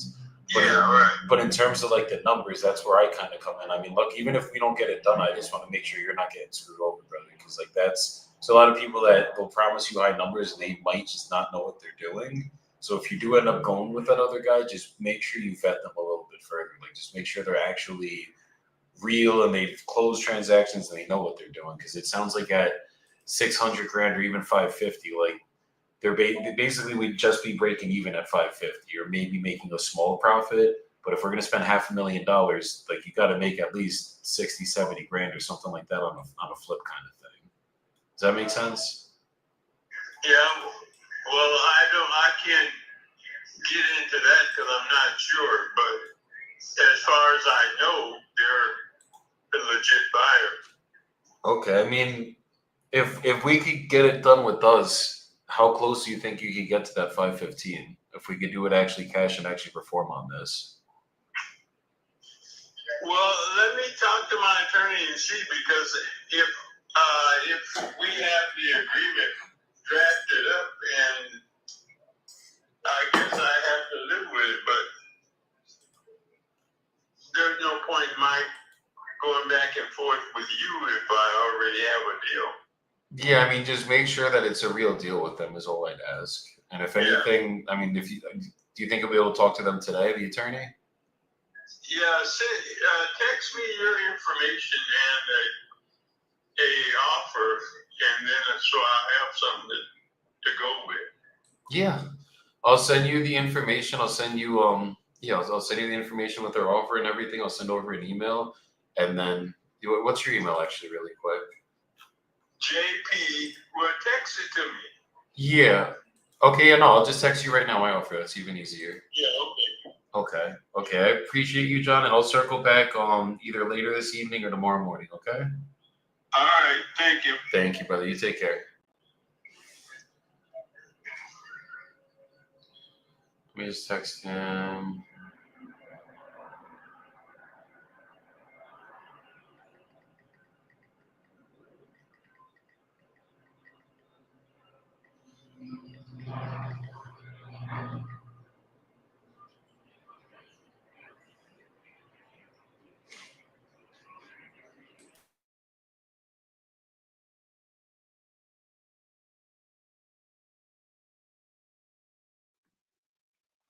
Man, I kind of wish I wasn't muted because Joey was on that call, but I just called that guy in Tulsa, Nelson. Yo, Yeah. What I happened? think that man spoke faster than any human being I've ever heard speak in my life, brother. Holy Yeah. shit. Yeah, he's like a rancher. I guess he was on his farm, like doing some shit with cattle or something. I don't know, bro, but hey, man, He that ain't was a got funny time to conversation. waste. Nah, he don't One got about a any house, time not to about a waste. house. He can get the house right today, or don't get the house today. I don't know, it's up to you. Yeah, straight up like an auctioneer, pretty much, bro. It was crazy. Cool guy though. He's moving out of country. He's a freaking government contractor, so he's just looking to liquidate a lot of his properties. But the fool wouldn't give me a damn asking price, bro. And so I got to see what we can do. But Hey, you know what? I can only do so much. You know, that's why we turn it over to the closer. no, for sure. Usually people don't get weird about asking prices, but he goes, "I'm a businessman. Why would I tell you that?" And I was like, "Well, just help me I'm understand a what you got businessman. Why going would I on." tell you Dude. I'm asking price? You can get a He's good like, look well, at a T-bone by sticking your hand up. Yeah, I got good old Tommy boy. For sure, bro. It's crazy. I'll see what we can do on it price wise. I'll give him a call back. I got comps all over the place on this one though, actually. You know what, man? I got to go ahead and just give the pickup rate today is just killer. I mean, I think every dial is a pickup. The leads have been hitting, bro. And then on the back end, which is something that the people can see in the inbox as well. On top of the people who are picking up on the calls, I got probably 5 people in my inbox that are texting me actively right now. So yeah, the leads have been smacking the past couple of days, man, for sure. Well, just like I think, like I wasn't here yesterday, but it's like the day before is like everything was voicemailed out, and then today it's like calls all day. Yeah, no, and I mean that's actually a good thing to point out to maybe the newer wholesalers who spend a whole day calling. They make 50, 60, 70 dials in a day, and they only speak with 1 or 2 people. And it's like, listen, it's going to be like that sometimes. The power is in the persistence. You just got to keep banging those lines. And one day it's going to be a lot of voicemails. Next day you're going to have 10 conversations, and you're going to make 8 to 10 offers. You know what I mean? It just happens like that. So you just got to keep plugging away at it, man. Keep grinding. It's a grind, that's for sure. If it was easy, everybody would do it. That's facts. Joey, unmute so we can hear you close this deal. He just called me back. Hold on. I was talking to a seller that's going through it right now, so. Oh, you're good. My job is to referee. Prayers up for no, going through it in like he's having a shitstorm of life happen all at once right now, and I'm just like, damn, bro, I'm sorry. Just get me. I'm here if you need me too. Like, it doesn't just have to be business with these people, guys. Like, I'm like, just fucking call me if you need anything. I got you. Because they're putting down his dog tomorrow. A bunch of shit going on. So feel bad, but he'll be good. At least he's communicating. Produced content. This is the line.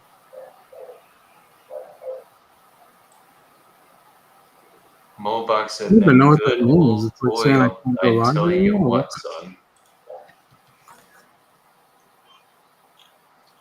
Mellow said, lock his ass up, Bebo. Not yet. We getting there.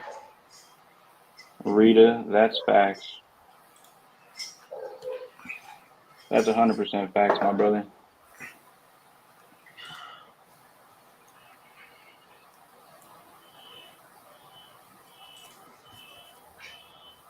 Alrighty.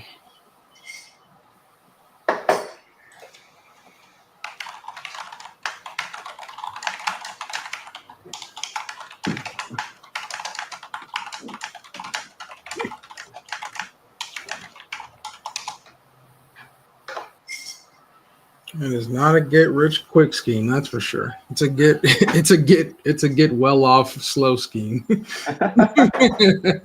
Get well off Facts. slow scheme. Yeah, you got to be in this shit for the long haul, guys. This shit ain't gonna happen overnight, but it will happen. I mean, fuck, we got one closed and funded this week, one last week. We have another one on Friday, another one on Monday.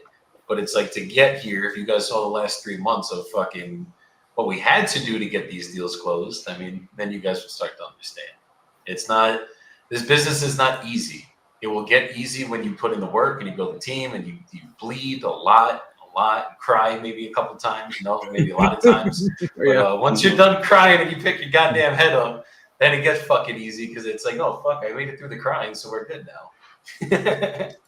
Yeah. Nah, that's real, bro.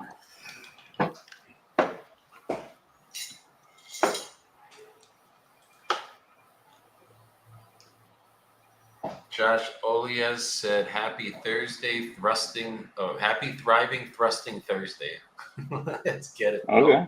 Okay. Okay. Let's see how much we coming with today. All right. Read this one.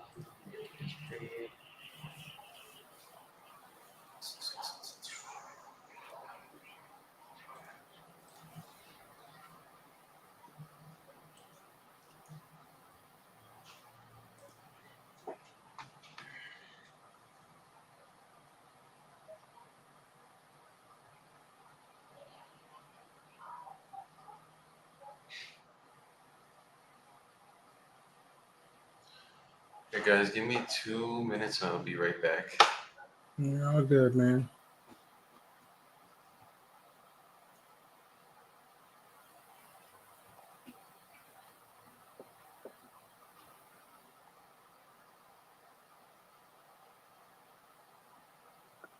Thinking I could probably hit this guy at like $150.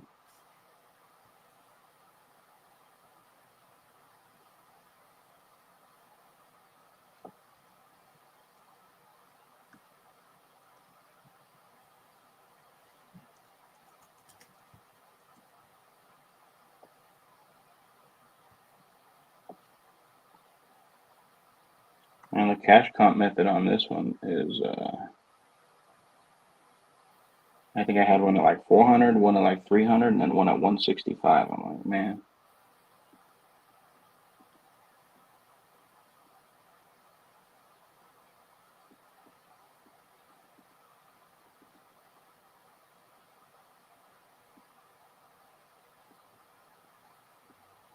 Still working out the kinks with the cash comp method for sure. Oh, it's all right, brother. I always default to the ARV method, but I think there's one cash comp at 165 that I think is probably the true barometer for this one. And after running the cash comp or the ARV method, that's basically right in the neighborhood of where I got. So I think that's going to be solid. Offer him like 150, 160. I'm gonna call this dude back, and I think if he hates my offer, he's gonna bang on me just as quickly as he talks. It's gonna actually be hilarious. We'll see. I gotta stop saying "bang on me" though. What's a new phrase? You gave me shit for it. I gotta say. I don't want you to feel like you can't say it. No, I'm just playing with you. And Joe yesterday was like, "I made all my money with this mouth," and I was like, "Huh?" You said what, bro? Let me see what Victor's talking about.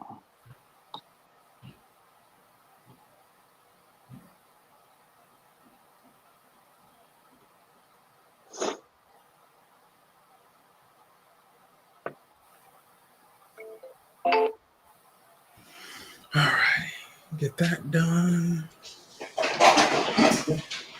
Let me get some money today.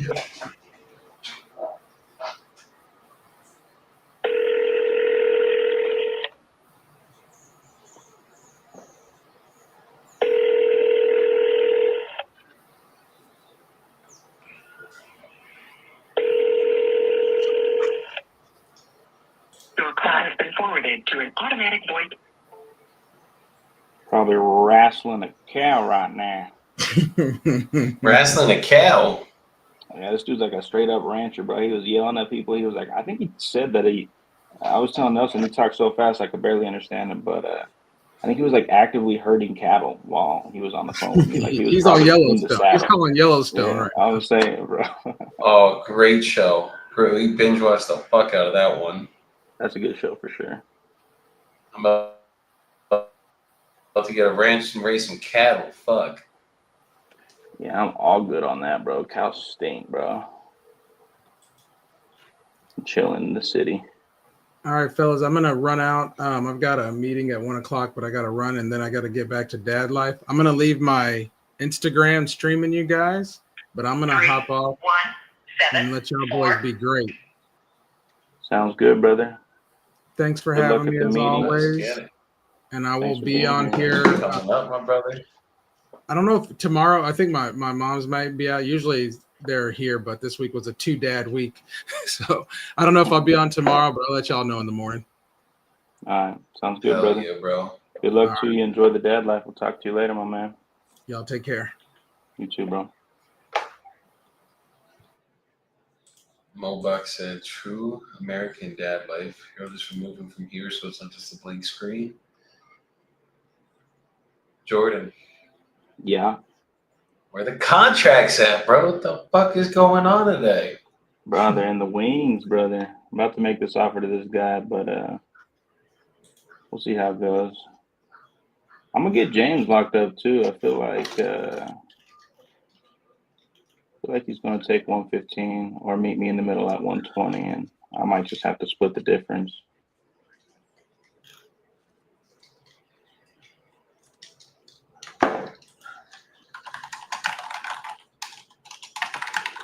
If he'll pick up, it's time again.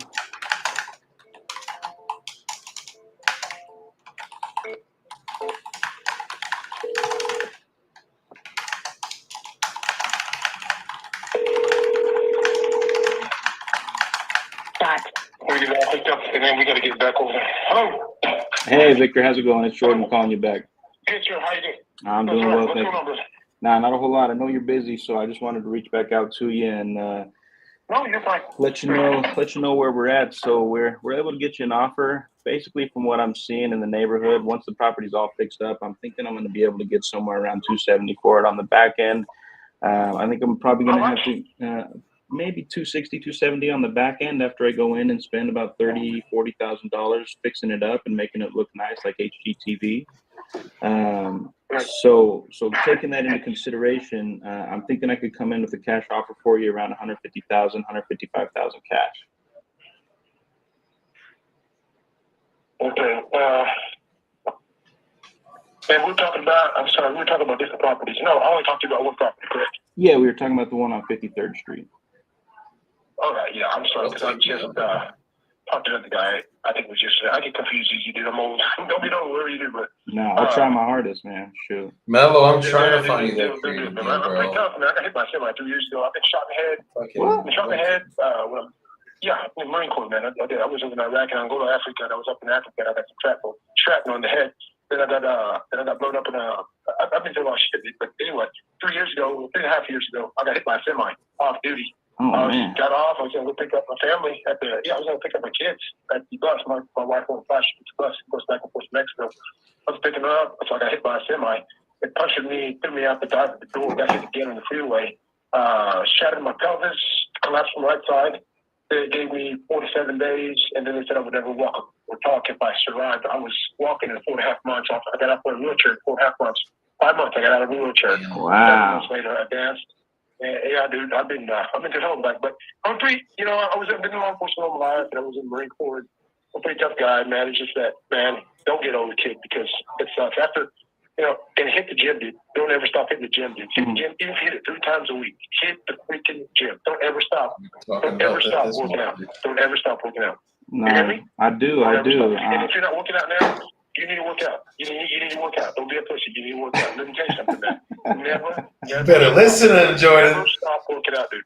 I don't care if you just do 40 minutes, but get up every morning, get your kids, put one on the shoulder, I don't know how, whatever, but pick up your kids, go outside. Don't let them get stuck inside the damn house all day on the damn phone. Get them outside. If you live, I don't care where you live at, you can find a place to go. Walk, go to a city park, go to a state park, go to a damn national park. Walk. Yeah. Walk 45 minutes with the kids, pray with your kids, go to the gym, teach your kids to go to the gym, teach your kids to be freaking strong in their minds. All this bullshit that goes on here.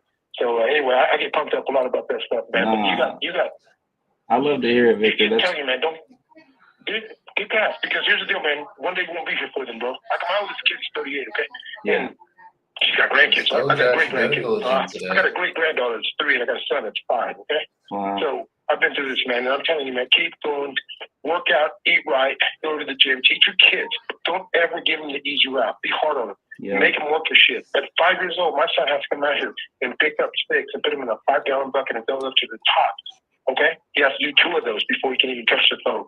So he's out there busting his ass. He's realized that you have to have an effort before you get something good. You got to work 2 weeks to get that picture. You got to go out there and do just giving things to him. So that's the worst thing you can do. Listen, man, I promise you, I'm gonna take down your number. I guarantee you, I will get back with you. If that's what you're getting close. I have to get my wife, dude, and she's in town. You're lucky. She's here in Adler. She's usually in Tulsa. Let me talk to my wife. Is this like a 813 number? Is this your personal cell phone number? It's my work number. I can give you my personal cell phone number if you'd like it. Yeah. Oh, no. There's no reason to be personal. How do I get hold of you? Do I get through this number? Can I just ask for you or what? Yep, absolutely. If you What's you your can name? either, my name is Jordan. You can shoot me a text or give me a call at this number. Over the next couple of days, I got. I got to write this down. Yeah, do your thing. No, I got to write your name down because I had a TBI in my body 2 years ago. I've had 20 major TBIs. When your brain bleeds, all kinds of shit happens. Okay, hold on. No, I hear you. Jordan, I mean, Jordan, okay, Jordan, Jordan. Yep, just like Michael. And then, Michael, okay, so I can just say, I can call the same exact number because I'm going to save this short. I'll call you back. I guarantee you'll hear from me within the next 4 hours. And if you don't, then I'm not mad, okay? I'll call you within 4 hours. I'm just in a tight spot right now, dude. I got animals I got to put up. I got storm coming in. I got a lot of shit I got to get done. So, I'm going to talk to my wife. She's up at the house. She's up at the double wide. It's Jordan, Jordan, and this is the number I can reach at. The exact same number you just called. Yes, sir. You got it. I'll be here for you when you're ready. Okay. It's 813-705-8900. Yep, you got it. Okay, I'll call you back. I'll call you back. It's where you at, man? Right now, you in Florida? I'm actually located in Salt Lake City, Utah. Okay. Well, I'm at 12:30. I'm at 12:30 Central Time. Mm-hmm. You'll hear from me by 4 p.m. Okay. Central Time. That sounds great. 3.5 hours. I'm looking forward to it, Victor. Thank It's you. been a pleasure speaking with you. Take care. All right. Okay. Thank you.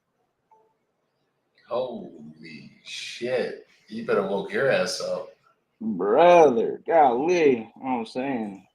That guy's fun, bro. Let's break it down now. Yeah, he's got a lot going on. Holy shit. He's like, I got shot, shrapnel to the brain, hit by a semi, hit by another car. Holy shit, man. Yeah, Some good advice, though. Boys when he crosses the street. Fuck. You think after the first one, he fucking got it figured out, but then he went for another one. I'm saying, bro, he like stands up, gets hit again. Fuck, that's crazy. Nah, but hey, I'll tell you, that's some good advice from a 55-year-old. And I wanted to say, my brother Joey been telling me the same thing for months, bro, about working out all the time. We working on it. We get in there, but yeah, no, he's a cool guy. Are we doing it? Are we working on showing up, or are we doing it? Let's hold him accountable, guys. Bro, I got to figure out my leg, dude. My IT band's all fucked up. I'm trying to give it time to recuperate. Brother, I got a fucked up neck. I got a fucked up back. You I got are a all fucked up fucked up. shoulder. I got a fucked So maybe up that's why it wrist. ain't healing. Fucking look at this. You see that move? Yeah. I sure We do, dislocated this fucker a couple years ago, and we are all fucked up. That's why you guys always see me doing the bird wings, like going like this. It's because I'm fucking literally trying to plot my shoulder back into place because this shoulder is fucking destroyed. But I went to the gym this morning. I did an 1.5-hour workout with a brand new personal trainer, and he kicked my fucking ass today. But what I will say is I haven't missed a day at the gym this week, or the last fucking, I don't know, year. When's the last time I missed the gym?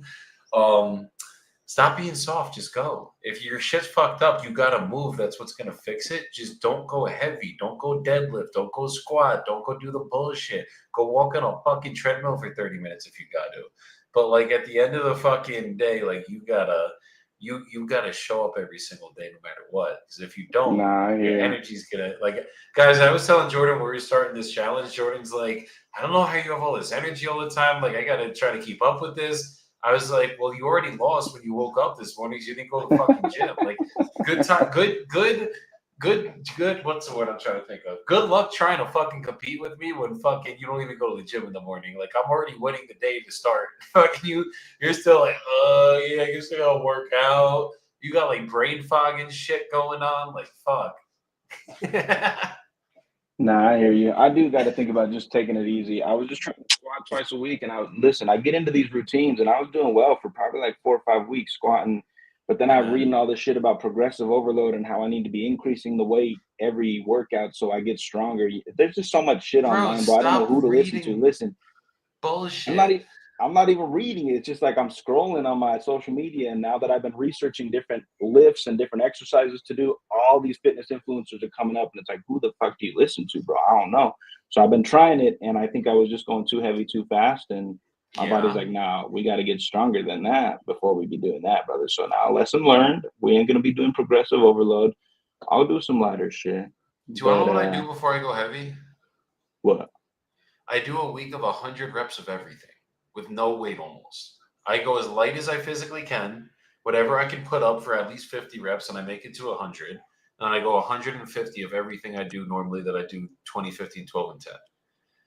If you guys are trying to get in shape, you need to go slow because your body you have to build up your body to fucking do it. Like you can't just go and think you're going to bench press 200 pounds.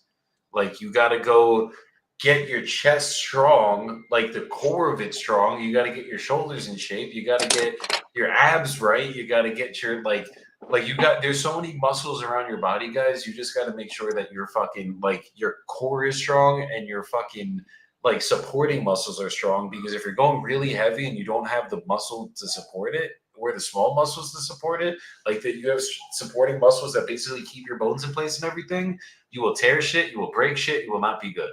But if you go slow and you just like lifting is like, it's the same thing as wholesaling, guys. You literally have to fucking put in the reps.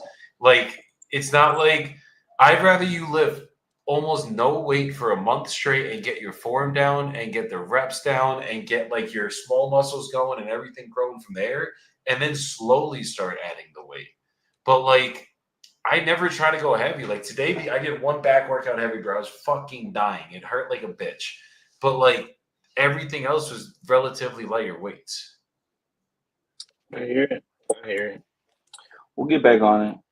Yeah. Just don't be This trying dude, to heavy, bro. this dude says, "Don't be a pussy." Straight up, I was like, "Damn, Victor." You heard him, right?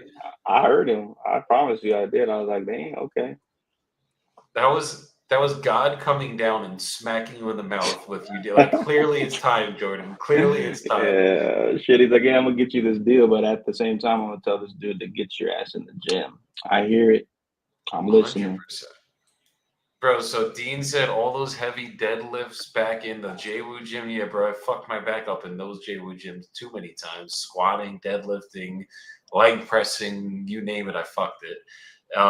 So yeah, Lauren said I got a fucked up shoulder too and legs. I've been doing Stairmaster cardio only lately. Bro, as long as you're going, just get your heart racing for 30 minutes in the morning. That's a requirement to be on my team. So as you guys see, Jordan couldn't be on my team right now. He'd fail. That's cat, brother.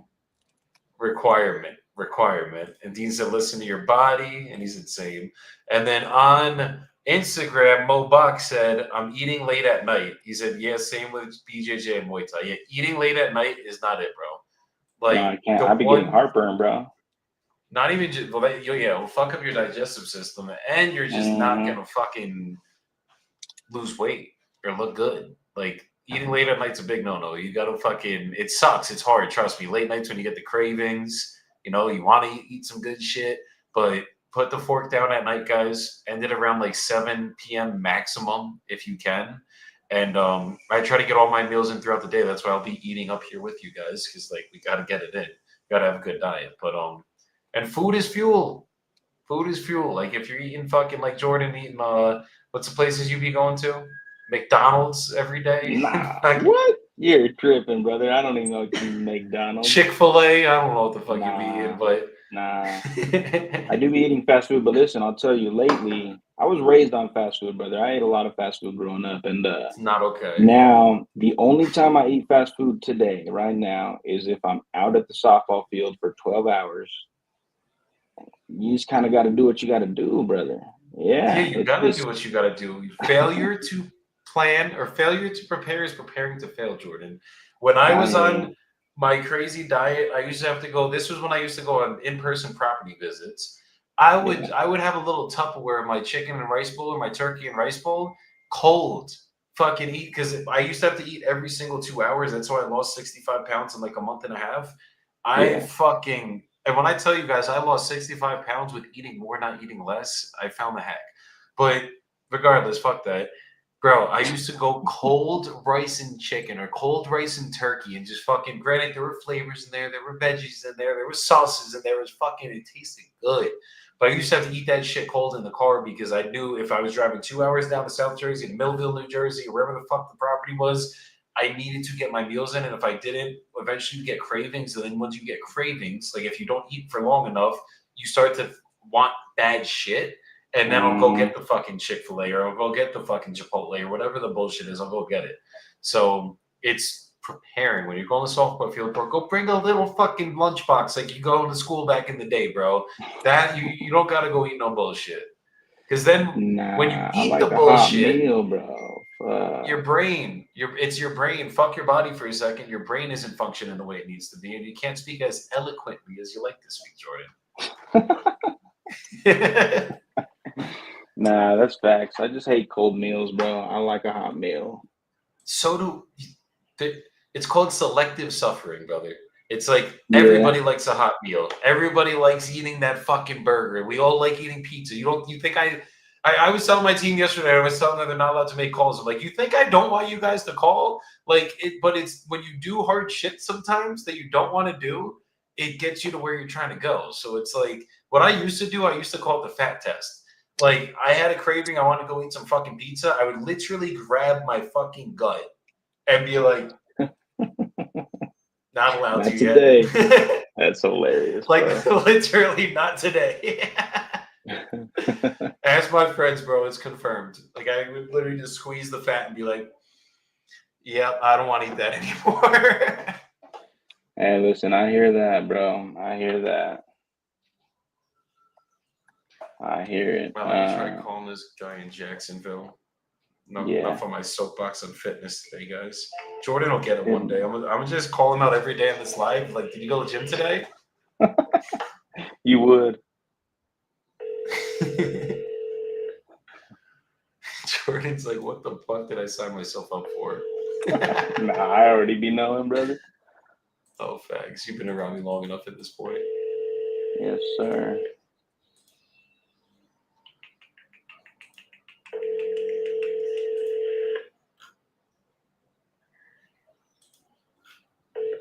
Yeah, leave a message, Hannaford. Mobach said, we live in a first world country. Hot meals is greater than cold meals. Look, I get it. You guys are in a first world country. That's amazing. Still doesn't take away from the fact that I'd rather eat a cold ass meal at 12 p.m., making sure I'm on time with eating my meal, than going to fucking Chick-fil-A or McDonald's or Chipotle and then putting that shit into my body and thinking it's going to operate the way I need it to. So it's like, you got to pick your poison. Definitely got to pick your poison. Thanks. In the words of my girl, "Tu nunca vives pobre?" You've never lived poor before? Like, that's so funny when she says that shit, but it's like, fuck. Like, we've all had to eat some ramen noodles here and there, you know? Yeah, grew up on that shit, as a matter of fact. That's what I'm saying. Man, this lady's crazy.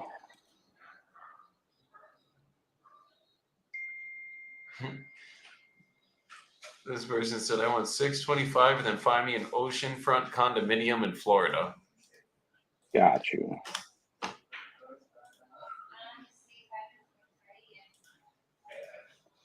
Yo, you remember that 10 unit deal that I sent you the other day?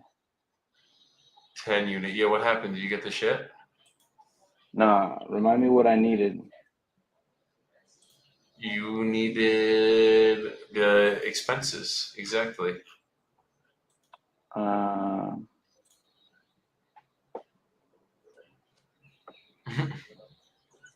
This guy's like circling back. Have you contacted my realtor? I'm like, hey, I reviewed your property. It'd have to be at 4,000 to 5,000 because it's listed for 16,000 for 254 days, whatever the fuck it is. And I was like, I'm just not wasting my time because this isn't going to be a deal, even if I locked it up. And I was like, yeah, I'd have to be at 4,000 to 5,000. He's like, yeah, not interested. I'm like, well, that's why you haven't sold your lot yet, buddy. You've been up for almost a year. You're not getting 16 grand. I mean, what do you think you're gonna get? 15 grand? You're gonna sell? Nah, these people sometimes delusional. Let's see. So I need expenses.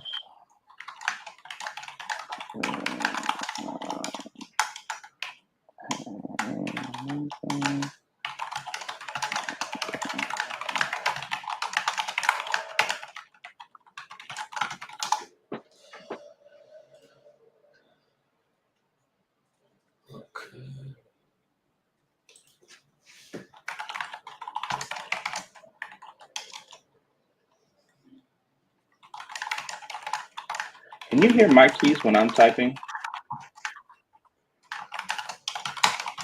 Probably. Not you, like you personally.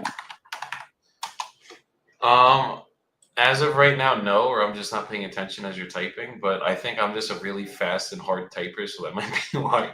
You're like banging on the keys, bro. Sound like a typewriter. Playing the fucking piano, bro. Come on. Oh shit! I'm just waiting to hear the ching. You know, Rita says no. That's the Colombian keyboard. That's facts, Rita.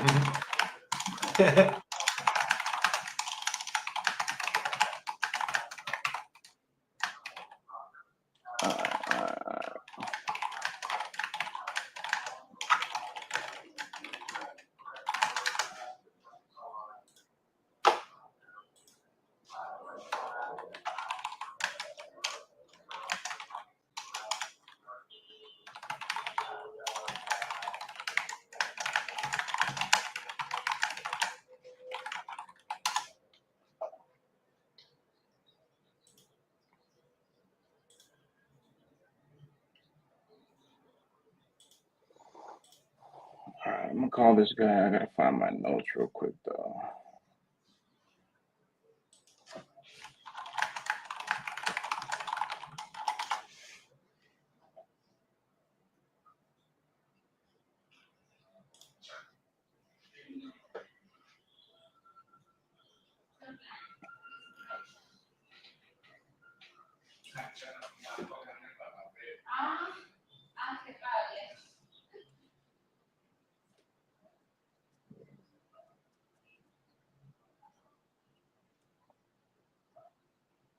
All right, I'm gonna go grab my water. I'll be right back. 2 minutes.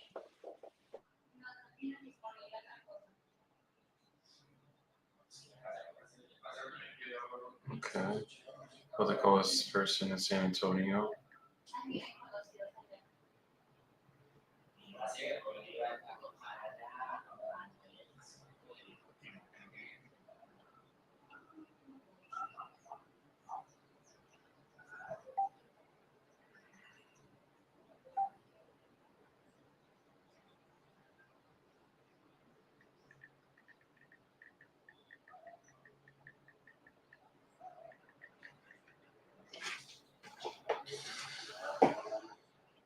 Let's go.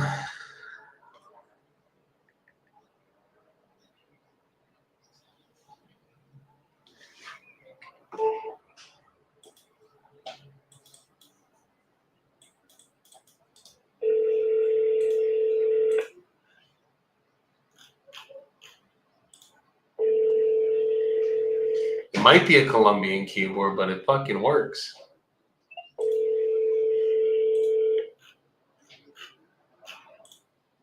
Your call has been forwarded to voicemail. The person you're trying to reach is...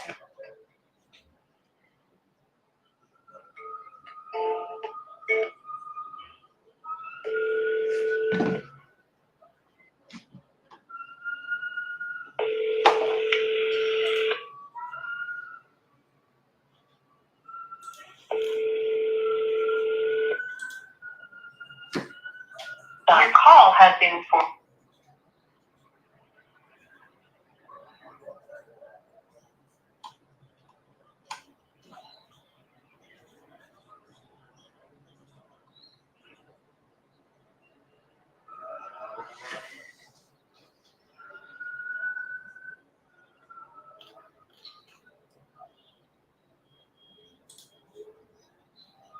Rita said, I'm messing with my Camden brother. We got 3 out of 3 we connected 4 months ago. That's the power of proximity. Bro, it's a fucking fact. We got 3 out of 3 closed right now. I know we had to cancel a couple on that along that path, but we've gotten some fucking good deals from it, bro. And we got a lot more to fucking close. I mean, fuck. We got Owen Street on Monday. Call Owen Street, so we'll see if they can do it tomorrow, but I'm guessing Monday. And let's get it, bro. I mean, we got to look at the gross revenue we've both brought in so far, but we've closed some fucking deals already, bro. We def closed some fucking deals. And that proximity is powerful. Ain't that right, Jordan? There Hey. it is. Wow, that couldn't have said it any quicker. We might just be in sync, my brother. All right. All right. So we just need to know total expenses on these 10 units. Sí, señor. That includes. Santi, dame uno más favor, por favor. Yeah, we're just gonna call him and see what the fuck is up, bro. Uno más agua, papá. Yeah, no, normal está bien. Climatizada. Man, this sounds. Hi. It's Michael. Hey, Michael, this is Jordan. How you doing, man? Hi, Jordan. Good. How are you doing? I'm doing well, thank you. Yeah, Michael, just wanted to bring you up and discuss these 10 units a little more in some greater detail. I was just talking to my partner over the past couple of days since we spoke, and I think the most important piece of information that I would like to get a better understanding on is just the total expenses across the units. I know that you had said, pulling up my notes here, that, let's see, you said 440 HOA including all maintenance. So I just wanted to clarify, is that you're saying 440 per unit, including HOA and maintenance, and so that's per month, correct? Correct. Okay. 440 per month per unit. And then I was asking about taxes and utilities, and you say tenants pay utilities and then property taxes just based on purchase price, yeah? Correct. Okay. So across the board, you're just looking at 440 per month per unit, and then you're pulling in approximately about 2,100 per unit on the rent roll. Correct. Okay.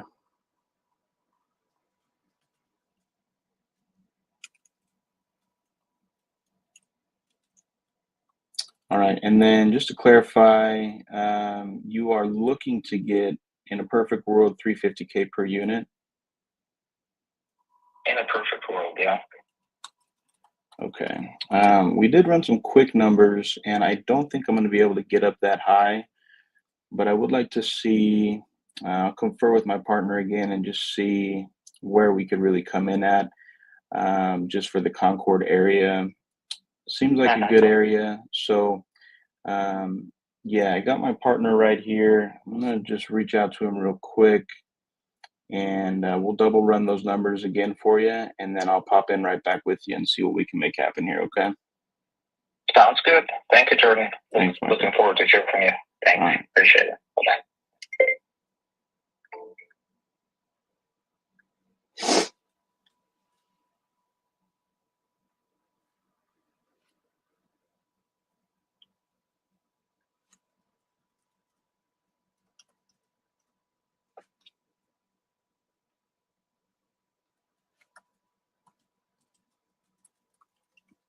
Going for it. I'm getting my bachelor's. Cool. So after that, I want to go get my master's. Oh wow, you are a lot smarter than me then. I almost got my bachelor's and I was like, I gotta just get into business and here we are. So that's good though, that's good. Most that's tricky to keep going with school. Oh, it is. It definitely is. And what career path are you gonna be getting into? Psychology. Oh, okay. Okay, I love it. One of my cousins is a psychologist, and she loves it. She's been doing it for, I want to say, 5 years now. And I know it's a lot of schooling you got to go through to get the degrees and everything, but once you get it, it's a very rewarding career. Yeah, I fell in love with it, so Good, why not? good. I'm assuming you like dealing with people and talking to people then. It's a low pace. But, you know, the more you know, I guess, the more you find out. You gotta pick somebody's brain. Definitely, absolutely. Okay. And then, because I know you're not ready to obviously get anything figured out today. Typically the way that we would work is we would buy it in its current condition, and basically just me and you would have to agree on a number that made sense for both of us, and then we would pick the closing date for kind of whenever you're ready to go. So like if you needed like a 60, 90-day close, something like that, we could always do that. And then I just want to make sure that I'm here when you are ready to make the decision, just so we can get it figured out together. Okay. Yeah, so I guess. I'll definitely do that.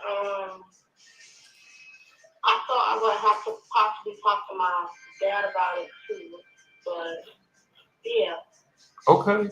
I mean, is it something maybe you could talk to your dad about in the next couple weeks? I could circle back in a couple weeks and we could just at least keep the conversation going forward. Yeah, Okay, perfect. we can do that. Perfect. So yes, I'll call back in like I'll give you like a couple weeks. I'll call back in a few weeks and then just keep circling in with you, and I'll just shoot you a text to my cell too, just so you have my actual phone number if you need anything. All right. Okay. Okay, perfect. And you have any questions, anything about like values, anything like?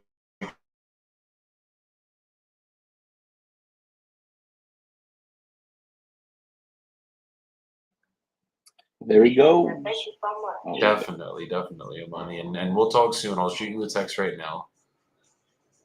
All right. Okay, Talk to you soon. okay, you take care. You too. Whew. She ain't ready to go yet, but at least gotta plant some seeds. Call me gotta a do seed it. planter, the farmer, Joey the farmer.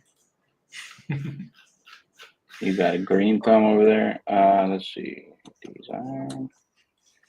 So this is someone I'm gonna set a follow-up text. I'm gonna put the bot on her in the next, not today, but soon. Hold on, where we at? Follow up. So we got an AI bot in the system. I'm just gonna put on her for another 2 weeks. Just put a little reminder on my phone too.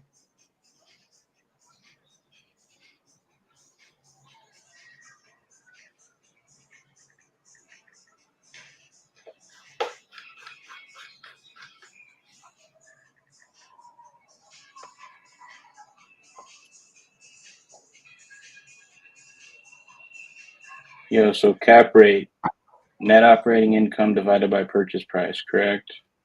Mm-hmm.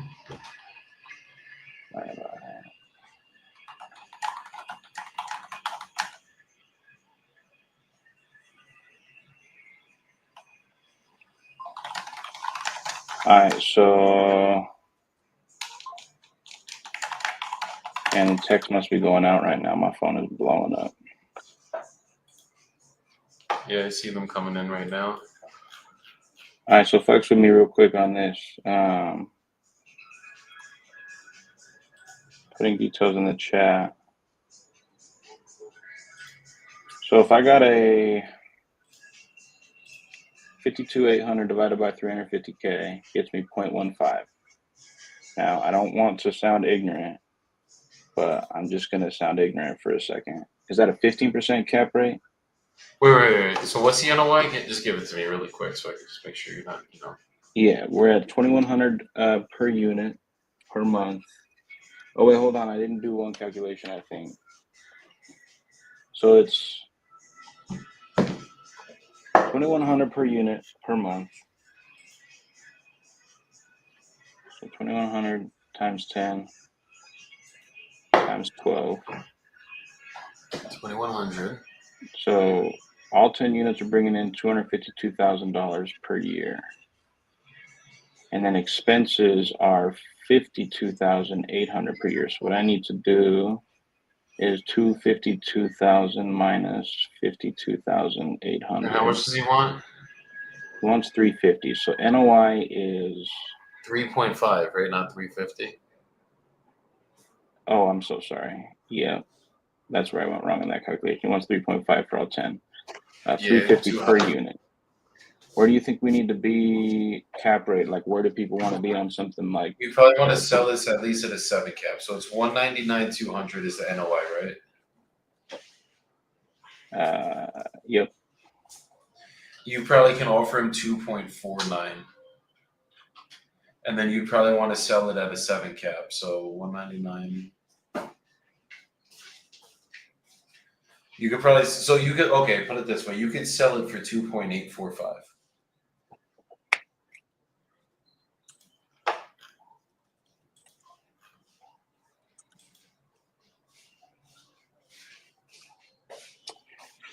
All right.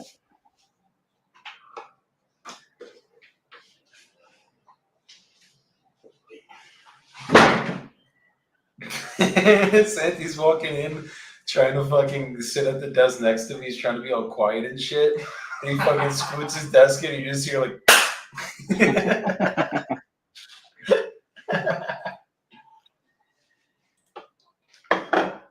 Santi, habla hola or hi. Have a fucking chat. This is Santi, guys. What's good? What's good? What's up, Santi? Nice to meet you, everybody.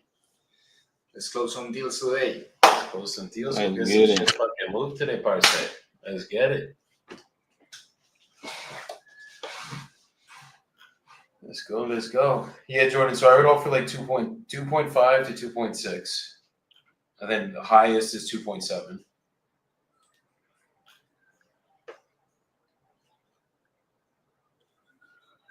And you're saying MAO 2.7? Oh my god! I just had it freaking, dude. I put the bot on for freaking not right now, and it sent. Hold on.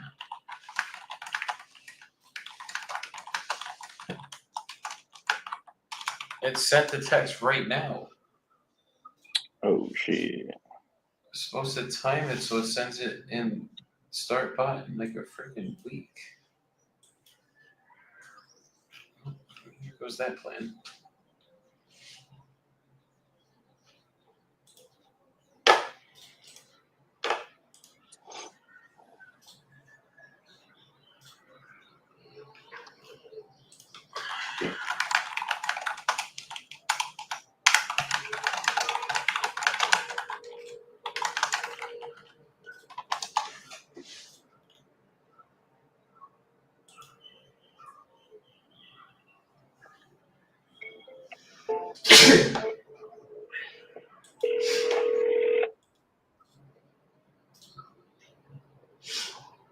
Jordan, you're muted.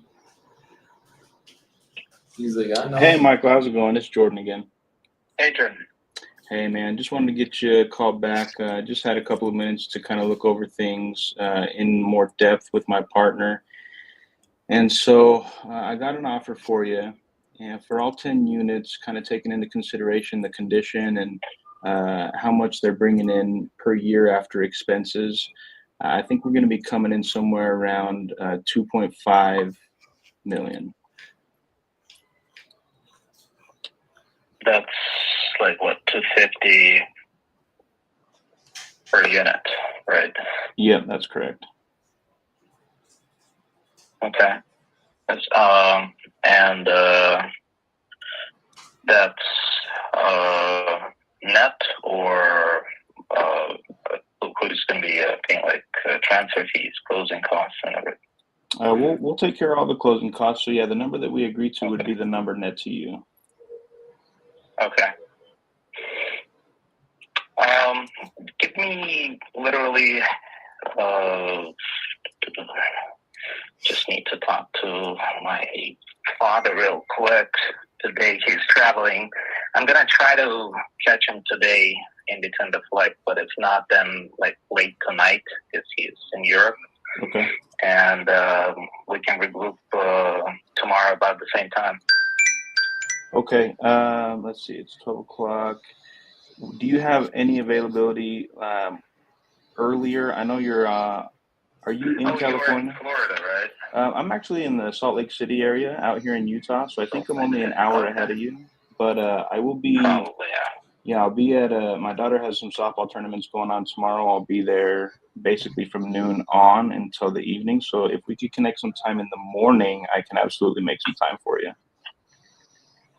Morning, like what time? I mean, 10, 11 o'clock your time? 10, 11 o'clock my time. Yeah, I think that's fine. That's fine. I should be able to. I'm like 99% sure that I'm going to catch him tonight because he's traveling. He's going to land and I'm going to get a hold of him. Okay, sounds good. Sounds good. All right, Michael, I appreciate you. I look forward to hearing from you soon. Okay, thanks. All right, thanks, man. Thanks, Jordan. Take Okay, care. bye. Bye.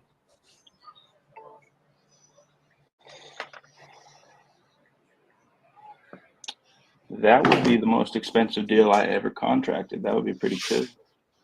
So a photographer is trying to not go to the property I locked up on Friday because he says it's unsafe. When the tenant knows that he's going there and it's the middle of the day. Is it in a sketchy hood or what? First of all, no. It's literally across the street from a school. Like, how bad could it really be?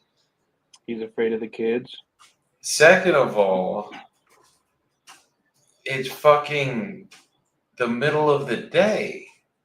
And it's not a squatter, it's a tenant. That's hilarious. Like, do you need me to hold your hand? Oh, Ay, shit. Dios mío. Esta pinche gallina. Santi, you want to go fucking walk this property for this guy? He's fucking scared. Of course. Like, I'll go to the top of Added Ways right now in the middle of fucking day. Like, the fuck are you afraid of?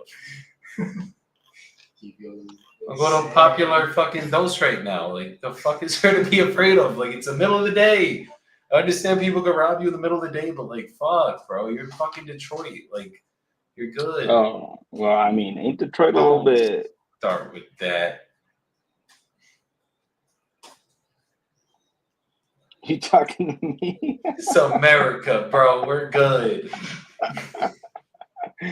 I know, hell, if you're good out there in Colombia, then we're really good out here for sure. That's hilarious.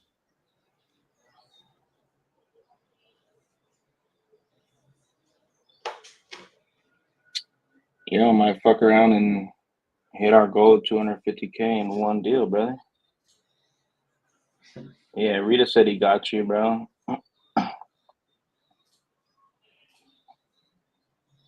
Holla at Rita, brother. He got somebody for you. No, I'm asking if this is Rita's person or what the situation is, because I know Rita got someone for me. I think we were trying to coordinate with them.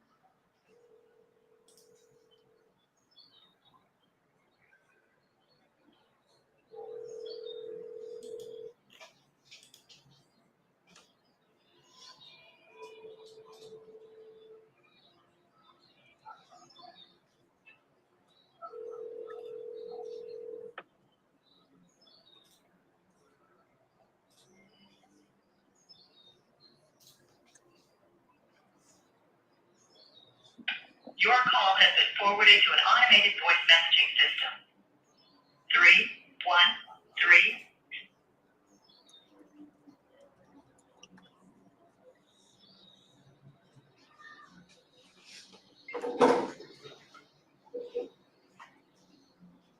Hello?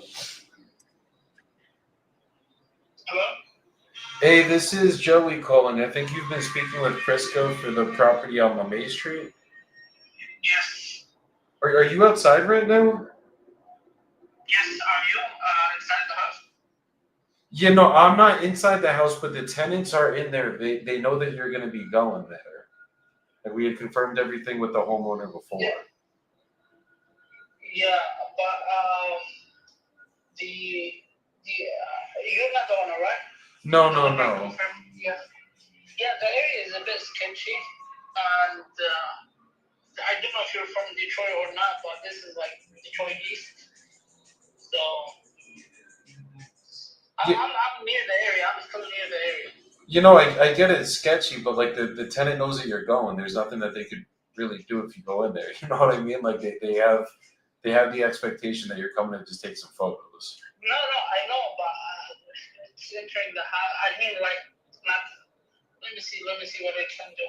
What if I connect you with the tenant? Would that make it easier? Like they're inside the house. They're literally just waiting for you to come there. Okay, let me see what I can do here. 1 second. What the fuck?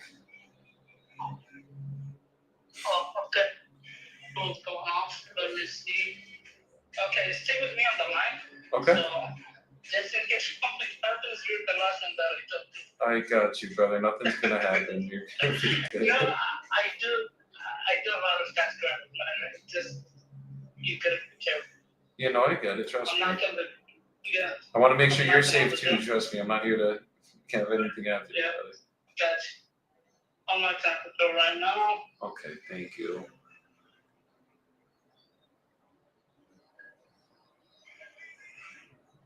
What's your name again? Priska? Martin Priska and then Joey and then Roosevelt's the owner of the house. Hey, my name is Abe. I work with Priska, and I'm here to take photos. Is that okay?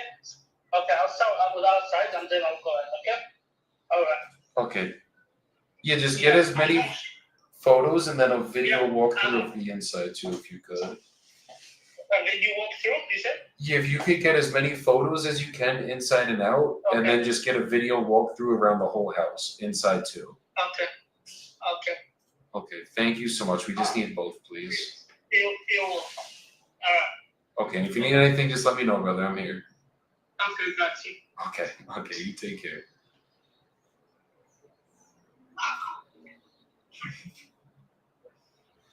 Be careful, bitch.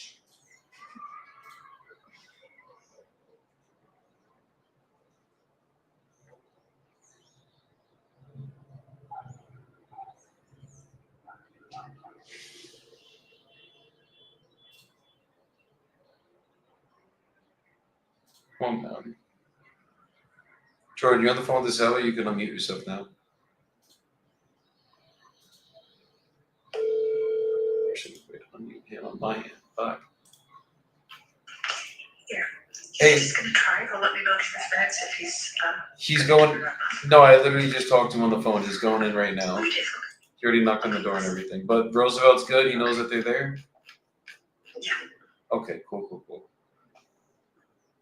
Okay. All right, thank you, Priska.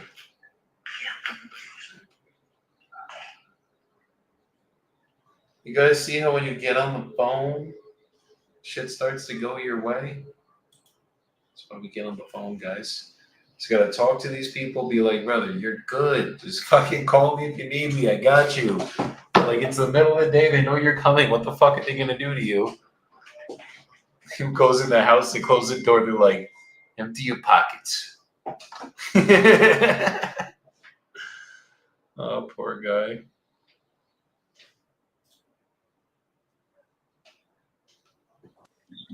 I feel very confident at the price of 155. I feel like we can absolutely, stay at that number, perform at that number for you. And like I said, we'll just get this turned into a title company and come out there as soon as possible whenever you have time to help us get access to the property. Okay, now I have family members per se living in there. I would have to give them a 30-day. So where am I at on that? I mean, once I know it's for sure. Don't give anyone a 30 days for the next couple of weeks. Like, I'll let you know when when we're at that point.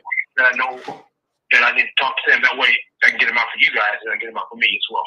Sure. I mean, honestly, I should know within the first few days. Basically, as soon as we get inside and do the inspection, I tell the story to everybody that I work with. I've gone into a property that I was told is in pristine condition, and there was a hole in the kitchen floor, like a big gaping hole. And so basically after we do our inspection and everything's good, and I trust you, Victor, I think you've been very straight with me, so we'll get in there. The kitchen and the bathroom need remodeling as well. Yeah. Mm-hmm. Yeah, no, and I got that. So I think we're good. It's occupied. Okay. Go ahead. So yeah, I should be able to let you know basically within the first couple of days when you can let your family that's in the property know when they need to be out, and we'll give them enough time to get everything that they have out of the property, and then we can close as soon as possible after that. Yeah, because I talked to my wife about keeping it in. We're going to keep certain properties, but like I said, we're going to move on. And if I'm going to get this new job and stuff like that, I'm going to start being out. I just can't hang on to all these properties. She's right. She said, just let it go. So, all right, brother. Okay, so you're going to send this to me, and then I'm going to go back outside and be working, and then I'll look at it, and do I sign it? Is that what I do? Do I have to sign it or something like that? Yep, DocuSign. It'll come right to your email. You can pull it up. We'll read through it. You click 2 buttons and sign it, and then we can be on our way to get the process started. All right. And do I need to get back with you today on a phone call, or just deal with that? Yeah. If you got time for me, I can type it up in about 5 minutes, but it sounds like you're busy, so I can type it up, send it over, give you a call, and we can go through it together. All right. Give me a call here in about an hour and a half. Thank you, sir. Bye-bye. Okay, I got you. You're welcome. Bye. Victor's trying to fuck with the kid, brother. I'm seeing. Cool. I'm going to type that up right now.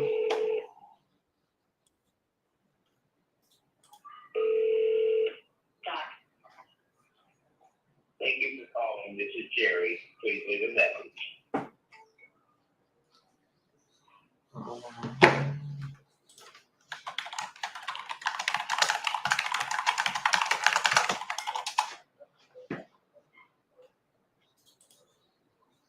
Hell yeah. So Jordan, that guy's going in the property right now. We're good. What'd you have to say to convince him? I was talking, so I was. I just was like, bro, they know you're going in there. Like, I get it's a bad area, but like, you're good. That's hilarious. You should have been like, I'll have the tenant come out and grab your hand and walk you in the property, and we got you. They'll give you a hug too. Make sure they give you a nice big hug. Yeah, that's hilarious, bro. All right, 30 days on the contract. Rita called this one, bro. Rita knew. Rita felt the vibes from Mr. Victor.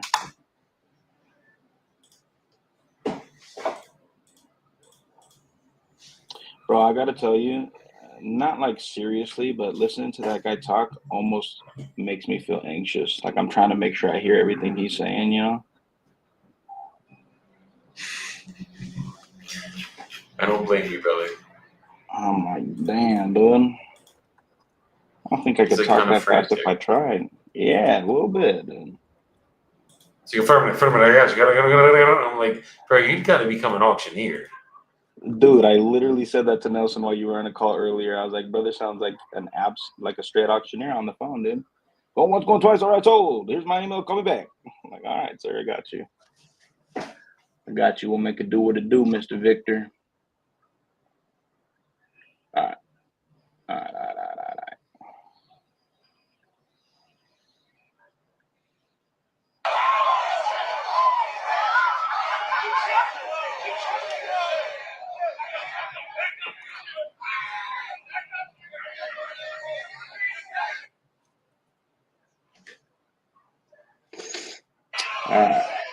Call back in an hour and a half. What time is that? Dude, I want to figure out how to do the start bot where it actually starts when I tell it to start it. Like, fuck. She said she'll be back May 17th. So how do I start it? On the 19th. Okay, we're going to do this.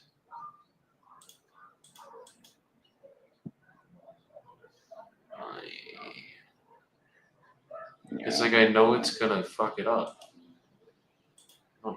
Don't fuck it up, brother. I'm going to try one more time. Because it says event start date, but then it just starts it.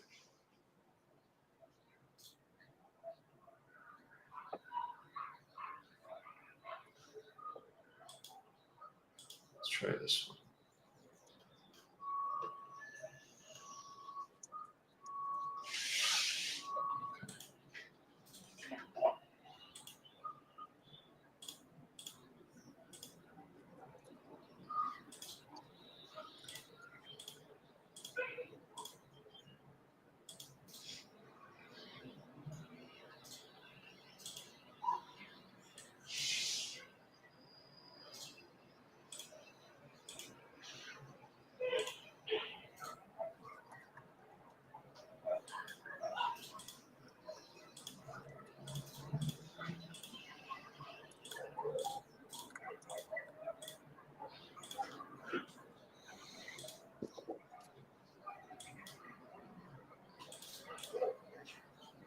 Let's get it.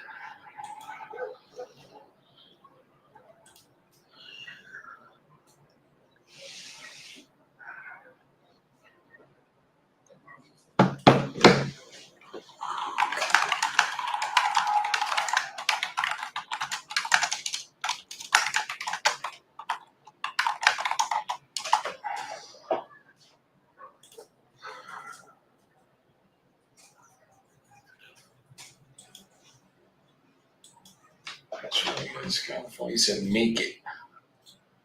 Make it. Make me an offer. Well,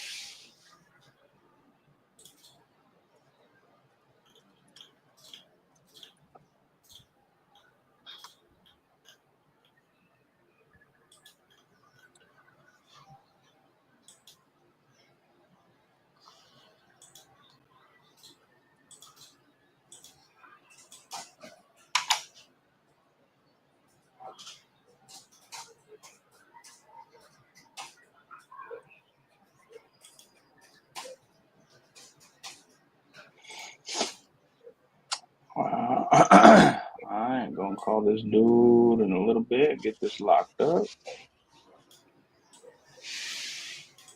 let's go, Jordan.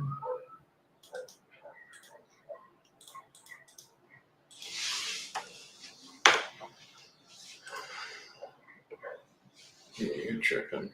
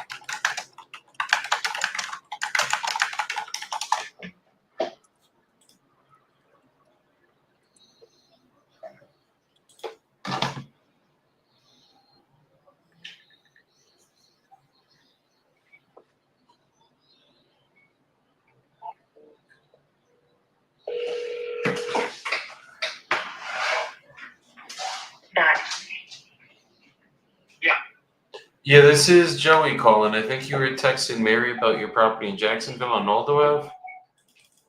Yeah, do you know much about it? I'm pulling it up right now as I'm calling you. Is it something you're actually looking to sell right now?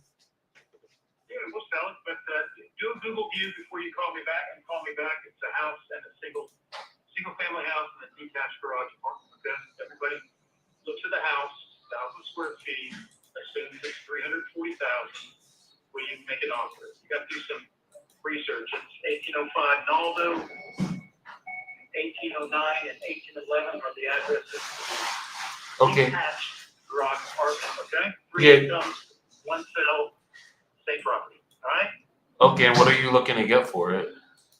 Do your research. You calling me up? I'm not going to tell you what I'm going to sell it for. You tell me what it's worth. Well, I mean, All right. Like I said, everybody calls and does this. Single family house, 980 square feet. We'll give you 340,000. They completely missed the boat. It's 2 buildings, 3 incomes, 3 meter bases, standing seam roof on the builder. Really sweet piece of property. Okay. no, I'm looking at it, but I just got to know more to get you an offer. I mean, I can't just be like 400K When you and call me up, yeah, no, I'm not taking 400K. It's gonna be more than that, man. so I guess $500 a month, 3 incomes. $4,500 a month. You're saying? Yes, it's 3 rental properties. Okay, nobody gets that. That's what I rate. I get these calls 5 times a day. Nobody does their research, and they act like they're on full recall when it's coming. Okay. Yeah, I mean, I can. I'm not trying to waste your time. If you're actually looking to sell it, I can get you an offer right now. Yeah. It's just kind of, Yeah. if it's only doing 4,500 a month, I mean, I don't think I'd be too. Pretty strong. Yeah, I don't think I'd be too much higher than something in the 400 range. So I guess I That ain't just gonna happen. Sorry, buddy. Ain't gonna happen, man. okay. Do the market research of that area around there, smoking hot near the river, St. Johns County. I'm not gifting anybody my hard work, but I appreciate it. All right. I'm not trying to have you gift me anything. I just kind of want to know where your head's at in terms of numbers to see if I could meet you somewhere. Yeah. You're 200,000 south. Got it. So you're looking for 600 grand for this? I'm gonna take anything less than 650. Then 650. Okay. No, if I gotta, even if I bought it with a mortgage at 650, my monthly payments would probably be higher than what it's rented for. You know what I mean? After I'm done with paying. Oh, certainly. Yeah, that's what's it called, putting 20, 30% down. You know, that's life. That's what it is, man. You're not gonna get enough that's gonna be covered just by a full 100% mortgage on that thing. You gotta show some love and risk. Just like I had to do when I bought it for 55,000. Definitely, it just has to, Take your time, man. just got a cash flow for anybody. I mean, I'm not gonna. Yeah, it's a humdinger, but it's 400 is not going to take it. I mean, I'm bringing that kind of money. I'm bringing some sweet money on it. But anyway, keep on searching. All right. Yeah, man. I mean, if you know anyone that is actually looking to sell their property and serious about it, just send them my way. I mean, we can do anything all cash. I really don't. Not in my area. It's not a beaver. And Marco's pretty strong. You can get. I'm in a car wash right now. You can get some in and around my area where my property is. I mean, I got lucky about that 13 years ago. Got it in, fixed it up. It's been good. But my interest is North Carolina now. I'm in Cashers. You're looking for properties in North Carolina? Yeah. I used to have a bunch of properties in South Carolina. And I just finished it out. Where in North Carolina are you looking? Hold on, you got all the stuff in this privilege. North Carolina is called Cashiers, right outside Highland. It's called Cashiers?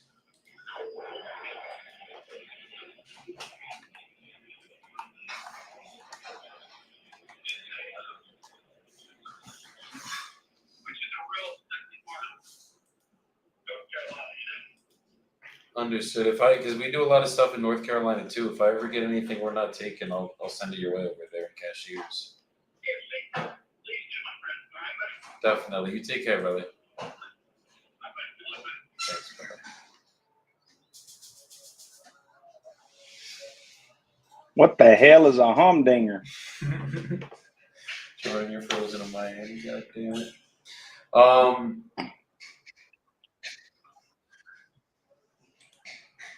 Let's go, Lori. What's up? Am I still frozen on your end, Joey? What do you call me? Can you hear me? No, I think we're good now. The fuck is a humdinger? That's what I'm saying. He said, this one's a real humdinger. And I'm like, what the hell does that mean? I might have to chat GPT the definition of a humdinger. Actually, I don't know if I'm going to do that, as a matter of fact.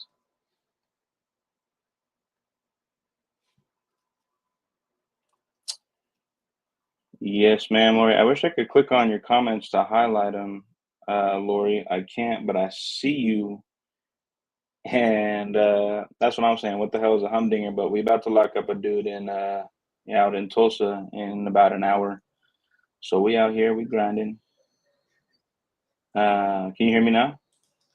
Was good, Lori? Yeah, you can. We're good now. We're good. Jesus Christ. Cool. We talked to my landlord. We're still waiting on his fucking internet to get fixed here. Shoot, that internet's a real humdinger, brother.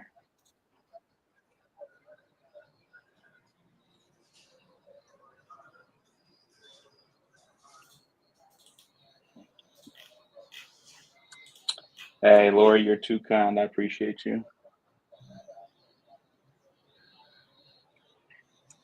Just out here doing what we can.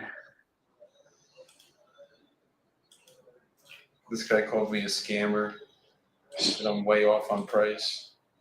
You scammer, dude. That was insulting to my intelligence. That's what he said. Talked for 27 minutes.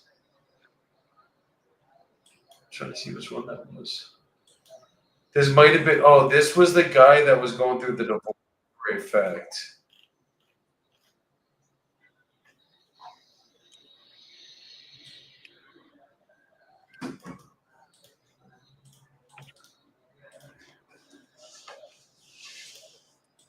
Yeah, this was this big ass house in Clinton, Missouri.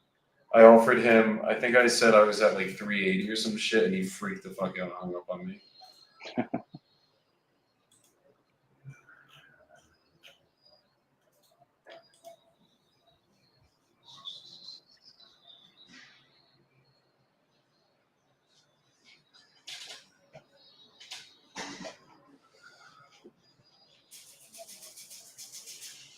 Good luck on your call, Lori. Dude, my Wi-Fi is not okay today. Yeah, you're a little laggy, but it's all good. Let me see. I gotta check something real quick. I'm probably gonna have to hop off of here shortly. Yeah, you're good. You're good. Oh yeah, my son has a wax museum today. Business is still running. No, I hear you. Oh, I remember doing that as a kid. I never did actually, but he's doing it on Jackie Robinson. Yeah, my Wi-Fi is like freaking shot right now. Anyways, I'm probably gonna go reset the browser. The browser, yeah.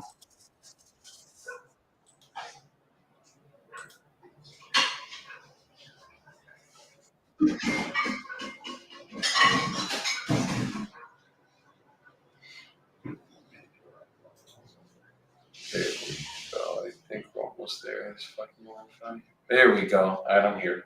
I think we're here. All right. But yeah, I was just saying he's doing a report on Jackie Robinson. Can you hear me? Yeah, I can. I'm an LA fan because I'm a Dodgers fan because of Jackie Robinson, not Shohei Ohtani. All right, no bandwagons around here.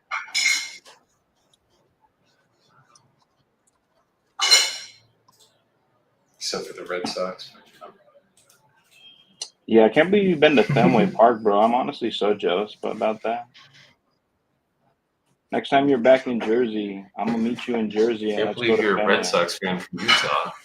Brother. Well, what am I gonna be? The Utah MLB team fan? We don't even got an MLB team, bro. What's Utah's Bullshit. team? Or they don't have We one? we don't have one. We got the Salt Lake Bees, brother. It's the farm team for the Angels, and that's as good as we got it out here. It is trash. Real shit.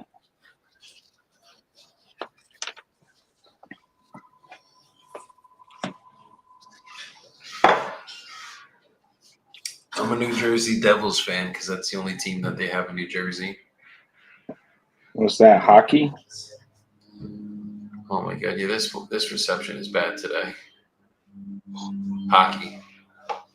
Okay. Or We just you got a broke hockey door. team.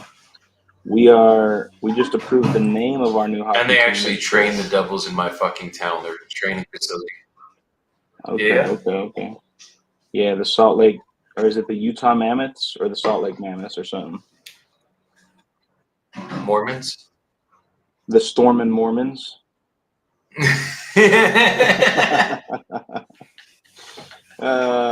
If some shit like that happened, wouldn't be surprised in this. Honestly. That would be fucking crazy, bro. Yeah, it would be hilarious. I'd have to move for real. No, we're trying to get a baseball team. Yeah. I got you on that today. So reading today, guys. It is. I did my reading. See, Joey makes sure to hit the gym every morning. I make sure to read my books every morning. The Untethered Soul. Dude, it's been a crazy read so far, actually. The premise of the whole book so far has basically been explaining how we are not our thoughts, we are not our emotions, we are not our fears, all of that. We are the observer, right? The soul inside the body experiencing the world. We are the observer of everything, all of it.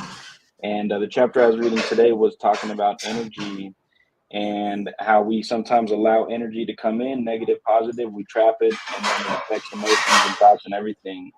And it's talking about how we need to just let things come in and let things go out. You know what I mean? Good, bad, happy, sad, ugly, whatever it may be. We just got to feel it, and then we got to release it so it doesn't get pent up. And a section I underlined reads, the reward for not protecting your psyche is liberation. You are free to walk through this world without a problem on your mind. You're just having fun experiencing whatever happens next. Because you got rid of that scared part of you, you don't ever have to worry about getting hurt or disturbed. And I just thought that was pretty dope, man. Thinking about energy coming through, me being the observer inside my body. I'm not my body. I'm just observing my body and everything that's happening around me. And yeah, it was just good to read that I can be liberated mentally, emotionally, spiritually if I just experience the things around me, let it pass through me, and move on to the next thing with excitement, and just at the end of the day be grateful that I'm here experiencing any of it, you know. So keep that energy straight, don't hold on, don't get pent up, let the emotions flow through you, and be free, my brothers and sisters. Fuck yeah. I love it. Soapbox. I love it. Let's go. Soapbox. He's like drop the mic. Drop the fucking mic. Damn, normally I got a lot to say. I'm like, fuck, where do I go from there, guys? So one thing I will say is you got to let your energy roam free. Like Jordan's saying, that book, The Untethered Soul, is one of the most life-changing books I've read. When you guys let things affect you, when you guys let the energy around you come into you and you don't let it pass through you in a positive way, then you're going to fuck yourself, guys. So a lot of times stressful things come up, but it's only stressful with the perspective that you're looking at it from a stressful lens. It doesn't have to be stressful. It's like, if you understand what's going on, you understand it's part of the process, you understand it's what you're supposed to be going through, then you don't get stressed out over it as much. But when you let it get yourself stressed, you don't let that energy flow through you the way it needs to, then you pent it up, and then you get fucking frantic energy, and it relates when you're on the phones. So just make sure when you guys are doing this business, you are just doing it from a good perspective. You are doing it from a good lens. And if you feel like you're fucking getting overwhelmed, you feel like you're getting too stressed out, walk away for a second. A lot of people think it's just going harder and working harder. It ain't that. It ain't that. It's making sure your energy's in the right place, your heart's in the right place when you're doing this, and that's when you'll have the most results. So sometimes it is just walking the fuck away, taking a break for a second, resetting your mind, reframing your mind, finding that positivity around you, finding that gratitude, and then you will have the success that you guys set out for. But don't think it's just working hard, guys. So, Jordan, I appreciate you coming up here today. We're going to keep running it up, my brother. I got a bunch of calls to make this afternoon that hopefully we'll get some more contracts. Already got 2 for the week. Both were yesterday. I know you got 1 this week, and I'm sounding like you're going to get another one locked up. So We don't do Take this- projected revenue, guys. I don't believe in that bullshit. What I do believe in is we got 4 contracts, and fucking once we sell these 4 contracts, we're gonna make some money, and then you guys will see the real numbers. But Jordan, as always, appreciate you coming up here today, my brother. 3 hours exactly up here. Hope you guys don't hate us already. But Let's go. we will be back tomorrow, same time. I will see you guys tomorrow. If y'all need me, you know where to hit me. If you guys need Jordan, you know where to hit him. Peace the fuck out, y'all. Much love, everybody. Late.